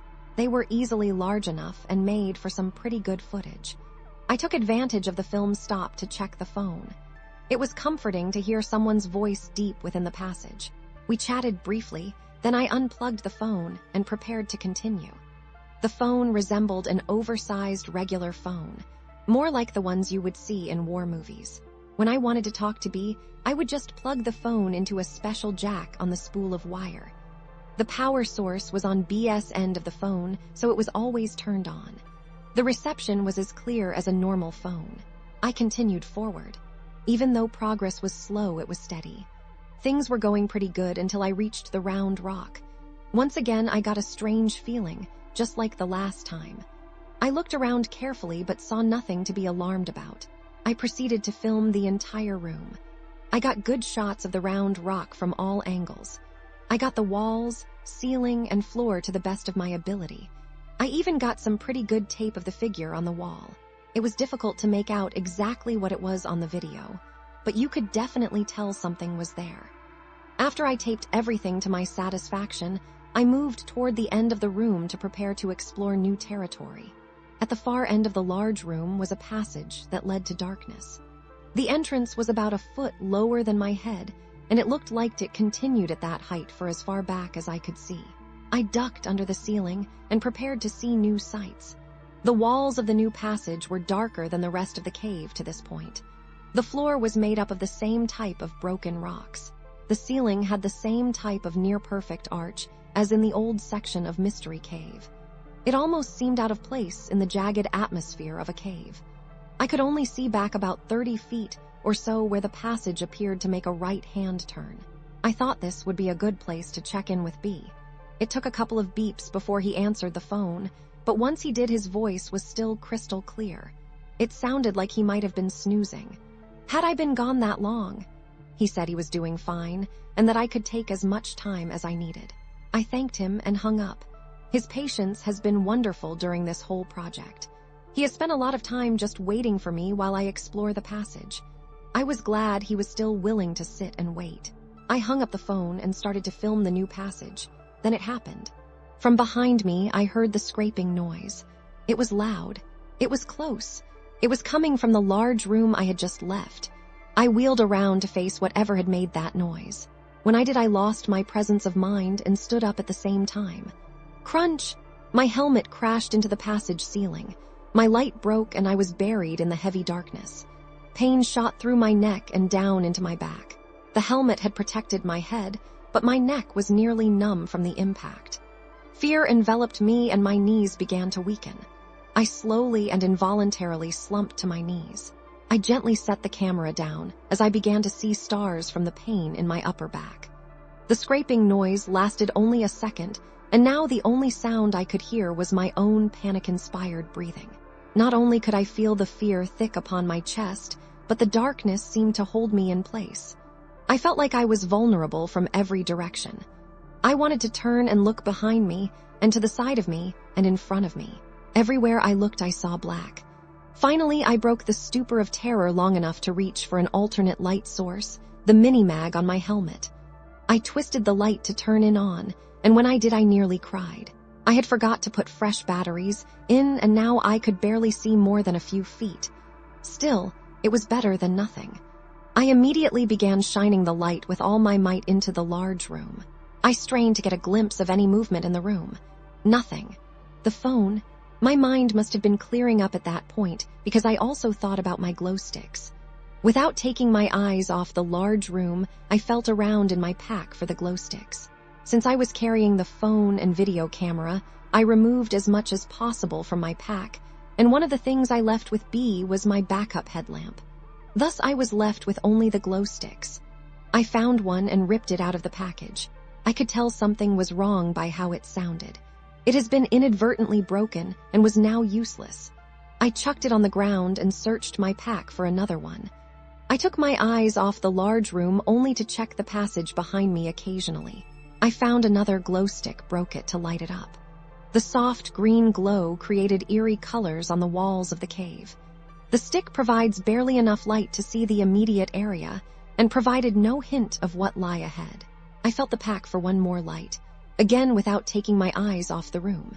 I felt a third glow stick and ripped it out of the package. After breaking it to make sure it worked, I hesitated, then threw the glow stick into the large room. The throw was a perfect one, and the stick sailed through the length of the room. In the brief moment that the light traveled through the room, I saw nothing but cave walls. The absence of anything unusual did nothing to ease my state of panic. At the far end of the room, I got a brief glimpse of the round rock as the light bounced on it. Then the light went behind the rock and seemed to disappear. I was still shaking, but at least I didn't see anything. Still, there was the noise. I used the glow stick to light the phone reel, and with fumbling fingers, I managed to plug my phone into the jack. I put the phone to my ear and heard nothing. The usual beeps to indicate connection with the other phone were not there. Terrified, I pulled the phone from the jack and reinserted it. Again, silence. The line was dead. What could have happened? I just talked to B. I found myself nearly sobbing with fear. I knew the only way out of here was back the way I came. But something was there. A third attempt at making contact with B met with the same results. I tried to think of another plan, but I could only focus on the memories of the grinding sound that I had heard. In my weakened state, I slumped against the side of passage, breathing like I had just finished a race, never breaking eye contact with the shadows of the large room. As my shoulder touched the wall, I had a powerful jolt of pain remind me of my collision with the roof of the cave. Despair, agony, terror. I can't say exactly how long I sat there, but my feet were tingling and my knees were sore. The pain in my back crept lower, although my neck felt no different. I resolved to make an attempt to exit this evil passage. I knew if I waited too long, I would lose what little light I had. I attempted to stand, but did not have the strength. I crawled slowly to the near end of the large room, dragging my pack beside me. Using the walls of the cave, I was able to slowly stand, though not straight due to my sore back. Still breathing rapidly, I slowly advanced through the room. I wound up the phone wire as I went. My eyes were staring straight ahead, straining for any signs of movement. With every step, my light would cast ever-changing shadows on the wall, keeping me busy trying to look at everyone. My eyes burned as I realized I had not blinked for many minutes. How many? How long had this been going on? The only sounds I could hear were the crunch of my feet on the broken rock and the wheezing of my breath. As I wound the cord, I could hear the squeak of the wheel, with each turn bringing me closer to the tomb. Closer to be closer to safety. The short trip through the room took an eternity. As I passed the crude drawing, it seemed to glow, as if offering some sort of warning. I didn't know what the drawing represented, but everything about this cave seemed to instill fear. Toward the far end of the room, I could see the round rock dimly at the far reaches of my light. Something seemed different about it, but I couldn't tell what. When I got within a few feet, I could finally tell what had changed. It had moved. That was the sound I heard. Again, terror gripped my entire body as I realized how close I was to something. I had no choice but to continue. Still, it was not easy. I inched toward the rock, holding the glow stick ahead of me in my shaking hand, using it to pierce the darkness. I stopped just this side of the rock and wound up the slack in the phone wire. Then I realized why I had lost contact with B. The rock was now sitting on the wire. I gave it a tug, and the thin wire snapped. My only hope of contact with the outside world ceased to exist when that wire broke. I had never felt so alone and helpless, buried deep within the earth.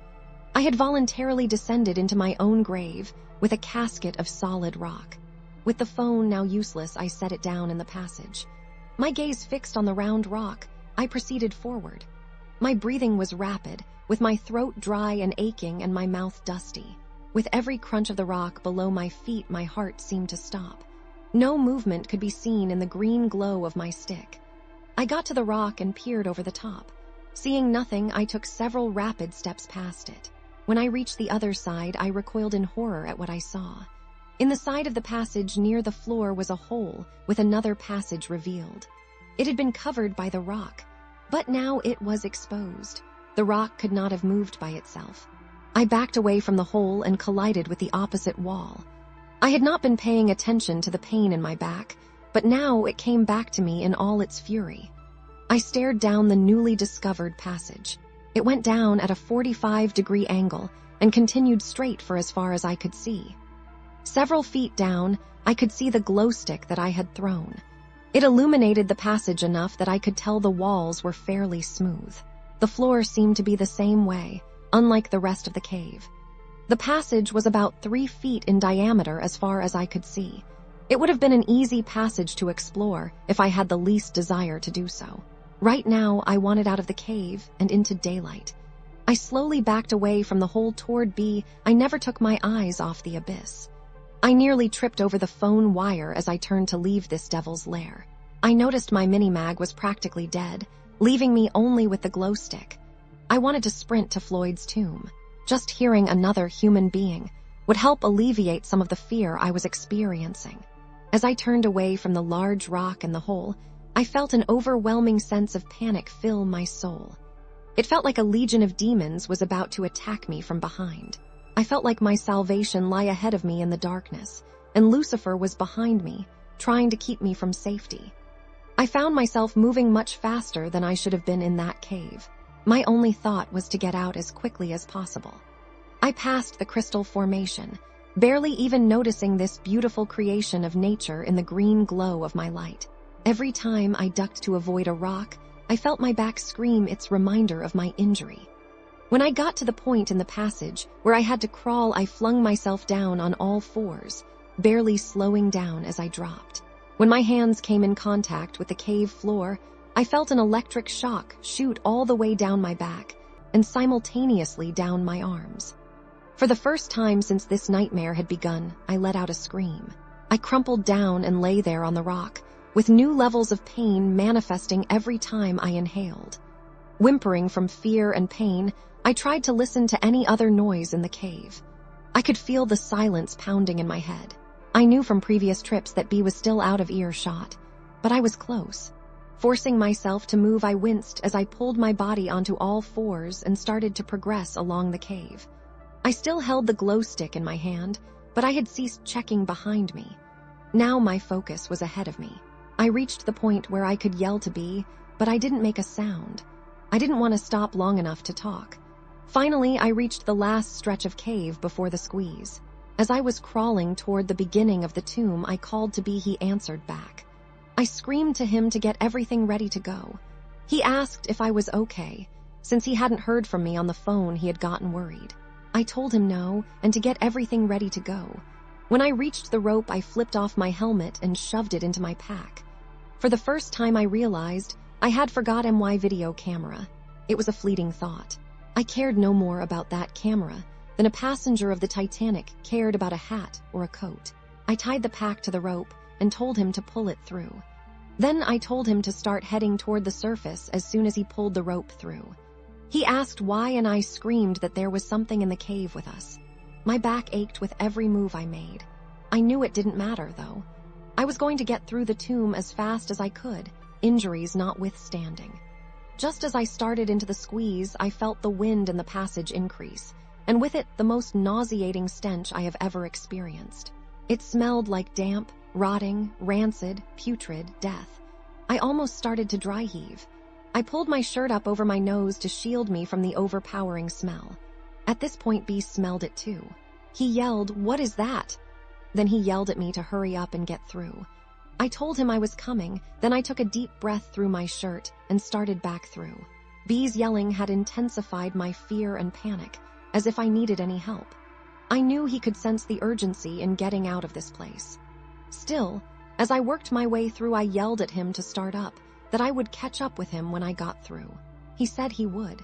He placed my glow stick inside the passage, then began to climb out. This time through the squeeze, I had no regard for the tightness of the passage. I was scraping my face, ears, arms, and shoulders. Every inch of the squeeze meant numerous scratches on my body, but I barely noticed them. My back was nearly paralyzing me with pain. Once again, I felt the rising need to vomit because of the odor being delivered to my nostrils by the breeze. Halfway through Floyd's tomb, I took a break to catch my breath. I was approaching exhaustion, and my respiration rate was through the roof. The top of the passage seemed to rest my cheek, and the floor felt like broken glass on my opposite cheek. As I paused briefly to recuperate, I heard the scraping noise coming from deep within the cave. It continued for several seconds, then silence. I let out a cry which startled me. I was no longer consciously reacting to the noise. The cry was a subconscious response to the fear, which flowed through my entire body. In a panic, I began to scoot through the passage. As I reached the largest part of the tomb, I quickly slid my arms under my body to get into position to exit through our hole. I grabbed the rope and pulled with all my might. When my shoulders reached the hole, they lodged, and I was stuck. I dug my feet into the rocks and wiggled my way back into the passage. Then I turned my body slightly and tried again. This time I was successful in pulling my upper body through. Normally I would carefully work my way out, since there is a 3-foot drop on the outside of the hole. This time I kicked with my legs and pulled with my arms, and plop, I dropped out of the tomb, right onto my shoulder. I tried to roll to soften the impact, but was unable to do anything more than take the blow. Strangely, the pain was focused on my shoulder, apparently not affecting my already sore back. I rolled over onto all fours, then slowly rose to my feet. The smell was much less intense outside of the passage. I grabbed the glow stick and used it to find my helmet. I began to head for the webbing to climb up while strapping on my helmet. When I got to the webbing, I reached up to grab hold and recoiled in horror. In the glow of the glow stick, I could see for the first time the injuries to my arms. My forearms were covered with deep cuts and scrapes. Much of my arm was covered with blood. The wounds were not deep enough to bleed freely, but rather oozed the blood. In that brief moment that I stopped, I noticed that there was silence in the cave. No sounds coming from the passage and nothing from up ahead. Once again, the feeling of being alone returned, motivating me to proceed. Climbing up the little drop-off proved to be difficult in my condition. Having the glow stick as the only light source added to the challenge. Once on top, I scrambled to catch up with B. I was impressed with the speed of his ascent. Although I did not mention any more of my physical condition during my exit, I was hurting. With every step I took, pain shot through my lower back and my neck. My arms were shredded, and my shoulder had a nice gash in it. I honestly believe that were it not for the terror I felt at the time, I would not have the energy and the motivation to climb out. I was running on pure adrenaline. Unfortunately, the adrenaline surge was about to end. I did not see or hear B until I reached the small area at the bottom of the drop. He was on rope and climbing out as fast as he could. I could hear him moving quickly and breathing heavily. I called out to him, and his startled reaction told me he was nearly as tense as I was. He told me to get on rope and start climbing.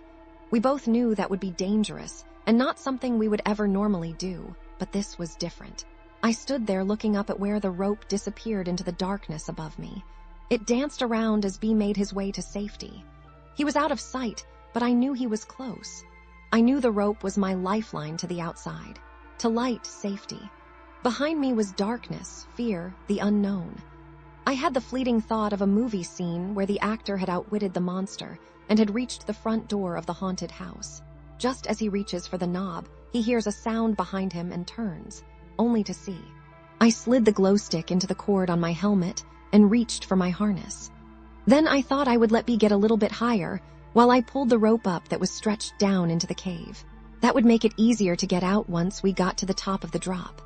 I chose not to wind the rope around my arm, since it was sore and bleeding, so I just pulled it into a pile on the floor. From above, I heard B warn me, "Rock," and I ducked under the ledge as several small rocks landed on the floor near my feet. I quickly went back to pulling the rope in. I had about half of it in, about 50 feet, when the rope hit a snag. It was solid.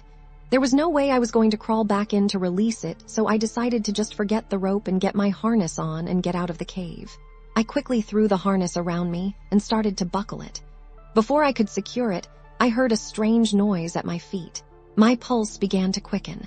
I looked down at the rope only to discover to my horror that the rope was disappearing down into the darkness. Something was pulling the rope back into the cave. I let go of the harness and began clawing my way up the rope. The unbuckled harness fell to the floor.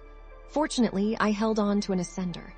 At the moment, I could not think straight and began climbing out of the cave without being attached to the rope. I had climbed out many times without using an ascending device, but I was always attached to the rope, just in case. I was climbing as fast as my battered body could haul me up. I was in a near panic state again, and consequently was scraping, bumping, and gouging my arms and legs. As I climbed, I screamed to B that something was pulling the rope. He yelled back to hurry up. Luck was with me in that I didn't slip and fall back down into the hole. If I had, I would have bounced several times against the sides of the cave before smashing onto the floor. The injuries would be fatal. Without the necessity of having to stop to slide the ascender up the rope, I made excellent time getting up. I could see rays of light above me, coming from the entrance to the cave.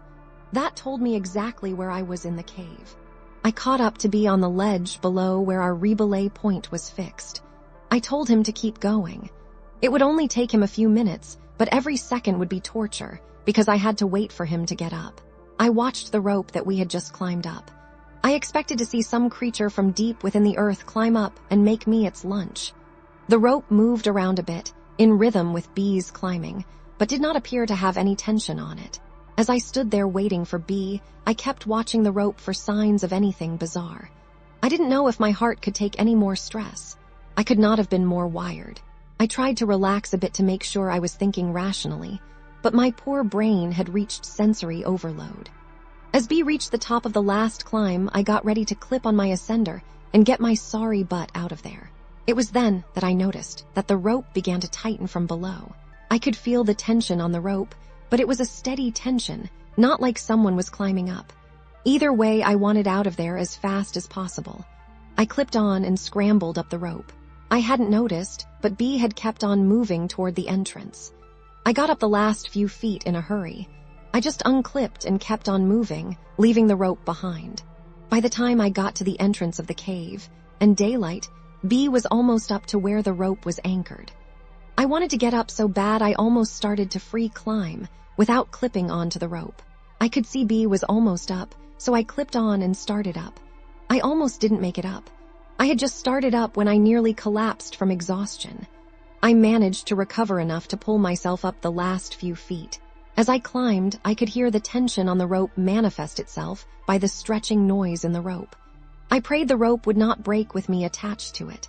The second that I reached the top, I unclipped the ascender. I could see B kneeling down by the tree, so I limped over to him and collapsed. For the first time since I went through Floyd's tomb, we could see each other. We just stared. I knew I looked pretty bad, but didn't know that B was in such bad shape. He had cuts and scrapes on every exposed surface of his body. His face was pale, almost white. His mouth and his eyes were wide open. He was breathing heavily, almost gasping.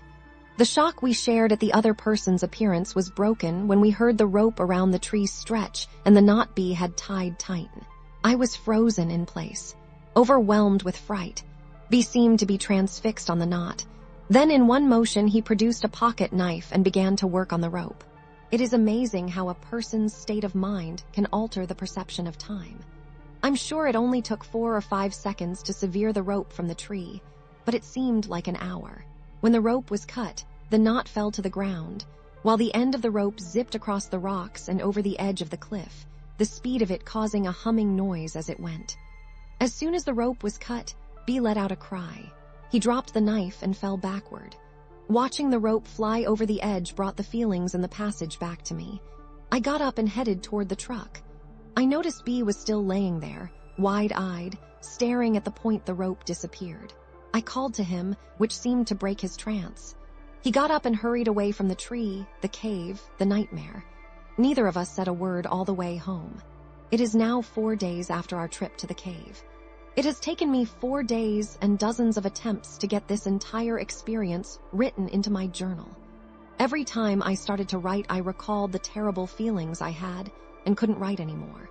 I felt compelled to continue, so as to document the unbelievable events while all of the details were fresh in my mind. I can still feel the pain, still smell the stench, still experience the terror. Even typing from my journal has taken hours. I would like to write more, but it will have to wait. Even now, with several days between me and the event, I can't relax. I can barely concentrate. That's all for now. May 19th. It has been 3 weeks since our last visit to the cave. I want to update everyone as to my condition, my plans for the cave, and the events of the past few weeks.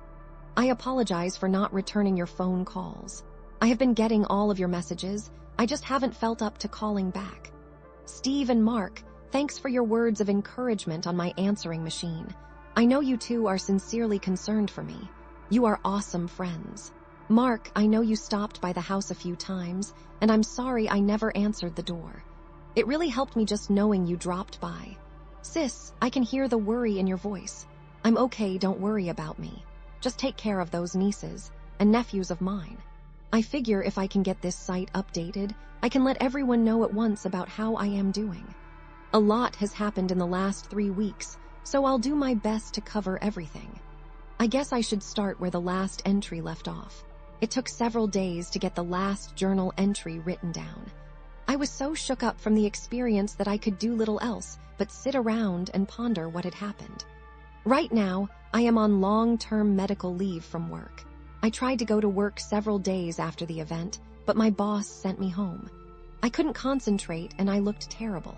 I've even been to the doctor, but I couldn't tell him about the experience, so I just told him I was under a lot of stress. He recommended rest and gave me a prescription to help me relax. Good drugs. When we left the cave, I was nearly in a state of shock. I could not think clearly and was having a difficult time trying to understand what had happened. I didn't eat much, nor did I get any sleep. I was glad I had the presence of mind to write down my experience while it was fresh in my mind. As I reread what I wrote, I feel like I accurately portrayed what happened in the cave that day. I wouldn't change anything I wrote. Even though it took 3 days to write it, when I finished writing in my journal, I felt much better. I guess it was kind of therapeutic. Unfortunately, it didn't last. In fact, it was after then that things got really bad. B and I parted company after the trip, and I didn't see him again until yesterday. I didn't try to reach him, and he didn't try to get a hold of me. Nor did either of us try to contact Joe. B just dropped me off after the trip, and I spent the next several days by myself in my house. I tried to eat but had no appetite. I was restless, but I couldn't find anything to do to take my mind off the experience. That's when I determined that I should write it down. As I mentioned, that helped me think a little clearer, and I seemed to be a little calmer, but it didn't last. I went to work the next day but was sent home. The day after that, I had an overwhelming feeling of anxiety sink into my soul. I was depressed and confused and had no one I wanted to turn to for comfort. I was getting all kinds of phone calls from people, but I just let the answering machine take the calls. I even changed the message on the machine to let everyone know I was all right. I continued in this miserable state, eating and sleeping whenever I could manage, until a week after the trip. Then things started to get strange. At first, I was hearing sounds in the house that had no explanation. Footsteps, shuffling noises, creaking doors, the typical horror movie fare. Only the sounds were not distinct. It was as though I wasn't sure I heard what I thought I heard. I would be eating or getting out of the shower and stop, thinking I heard something. But the sound would not repeat itself. In fact, if it weren't for the fact that it happened frequently, I couldn't be sure there were noises in the first place. Either way, I was scared. It was as though I had been caught in a spider web for the last week. Feelings of anxiety, foreboding, tension filled my life. Then came the hallucinations. I began seeing things in a manner similar to the sounds I was hearing. just a glimpse of something in the corner of my eye. When I would turn to look, nothing. I had been sleeping with the lights on in my room, but now I kept all the lights in the house on from before dusk to after dawn. When I started to see things on a regular basis, I purchased a gun. Got it from an ad in the paper, so I didn't have to wait for a permit. I went to the doctor but didn't mention the details of my life. Just told him I couldn't relax, and I walked out of there with a prescription. Fortunately, my wounds and injuries were pretty much healed by this time. My back still hurt a little, but the prescription took care of that too. When I was on the medication, I felt great, but I didn't want to walk around high the rest of my life, so I would only take it at the end of a tough day. Unfortunately, the severity of the sightings increased, giving rise to a need for the medication. The flashes in the corner of my eye continued, but then I began to see shapes and shadows. They would be outside my windows, usually at night. I still couldn't make out anything solid, so it was hard to pin down what I was seeing. Soon I began to close all of my drapes and blinds so I could remove the possibilities of seeing something. Doing so did help in that respect, but my life was still a mess. My daily routine was mechanical and empty. I would sleep in as long as I could, usually out of exhaustion. Then I would get cleaned up and try to eat something. I lost a lot of weight, so I tried to get as much as possible down me. Then I would exercise a little and nap a lot. I'd only been out of the house a few times in the last 2 weeks. The store, the doctor, the gun purchase. I didn't watch much TV because I couldn't concentrate. I spent a lot of time on the internet. I was doing research on caves and cave myths. The only story I could find was the caver folklore about the hot egg.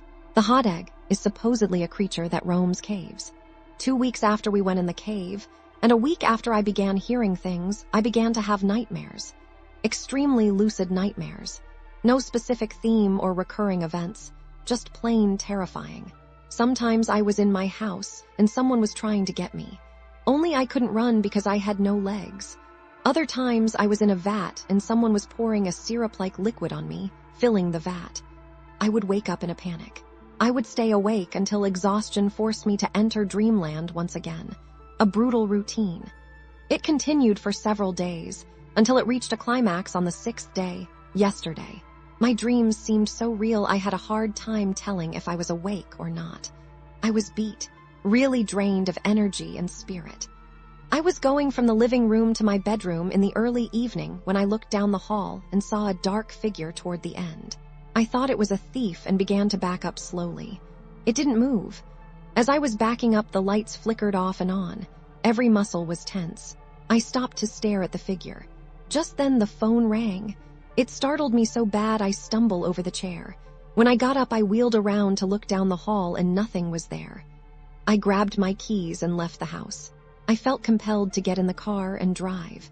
My pulse pounded in my temples as I got in and started the car. I wanted to drive to Overlook Point to see the city lights. I didn't know why I needed to go there, but I knew I had to go. The closer I got, the more urgent the feeling. When I arrived at the point, I saw something that at first startled me, but then caused me to be more relaxed than I had been in a long time. Joe was there. He was out of his car, standing looking at the lights. We looked at each other. I could see from the tired look on his face, he had been going through the same miserable trial that I had been experiencing. He could tell from the look on my face that we had shared some terrible experience. Our conversation was unbelievably brief. "You've been back," he began, even though he knew the answer. "Yes, we need to return." "Tomorrow good?" I asked. "Yeah, noon." He got in his car and I got into mine. I hadn't even wanted to talk to him about his experience. Obviously, he didn't want to know mine. I drove over to BS house. When he answered the door, I thought that B actually looked like he was doing fine, somewhat happy. One look at me and his disposition changed. Our conversation was also succinct. I ran into Joe and we're going back in tomorrow at noon. B looked dead serious. He just nodded his head. I asked him if I could spend the night at his house.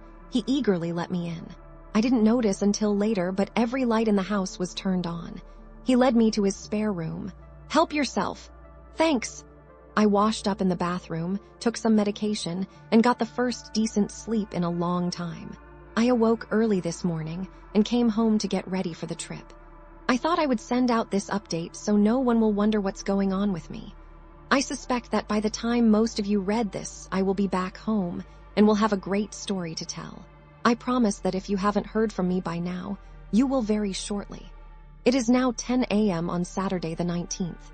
We will be leaving for the cave in 2 hours. Preparing for this trip will be like no other trip I've been on. For the first time in my life, I will carry a gun into a cave. I will also carry a knife, an extensive first aid kit, plenty of food and water, and a camera. I will take several sources of light and a pad of paper and pencil. I will have to take all of my climbing rope, since B lost his in the cave. I will carry a good length of rope with me on the other side of Floyd's tomb. This is the first time in 3 weeks that I have heard any reference to Floyd's tomb. It sent shivers up my spine just typing it. Who will enter the tomb first? Who will lead the way into the dark unknown? Who will decide when to turn back? Foremost among the questions in my mind is, what about the video camera that I left behind? It is supposed to be able to record in complete darkness. I left the thing running, so what might we find on the tape? Darker questions follow. What if the camera is gone? What if it is destroyed? Although it is difficult to put an exact name on my motivation, I think closure fits quite nicely. I need to find out a few things about this cave. The main thing, believe it or not, is to find the end of the cave. With all of the bizarre things I have witnessed these past few weeks, it would seem a bit trite to want, as a primary goal, to get to the end, but that is what I want. To be sure, I will be seeking other bits of knowledge along the way. If, however, I find the end to the main passage, and an end to the passage hidden by the rock, I will be content to never return to the passage or the cave again. Never. It would seem to me that crawling head first through a tight passage into the darkness is an unnatural thing. Just like crawling up the side of a cliff for recreation, or jumping out of a perfectly good airplane and floating to the ground. We do these things to satisfy our hunger for adventure, this subconscious desire to conquer our own little Everest. As B is fond of saying, caving is the last opportunity for exploration for the person with modest means. True. Just a short drive from just about anywhere in the country is a cave waiting to be explored. Even a cave well known among the general public can be approached by someone for the first time as an adventure, something new, something to overcome. Because it's there. Many of you don't agree with my decisions to pursue this cave. I know this from the messages I have received. I'm afraid I don't have a choice. If I am ever to experience restful slumber, I must return. If I am ever to walk the halls of my own home in peace, I must return. If I am ever to exit the overworld and enter the subterranean world of a cave, I must now return. I no longer feel that I have a choice. I must return. For my family and friends who are reading this, I say, be at peace. I will conquer this cave. Then I will return and update this website immediately. I will include any photos we take in the cave today, and if you stop by the house, I will show you the video I will have. I expect to be home later tonight, or tomorrow at the latest. See all of you soon with a lot of answers. Love, Ted.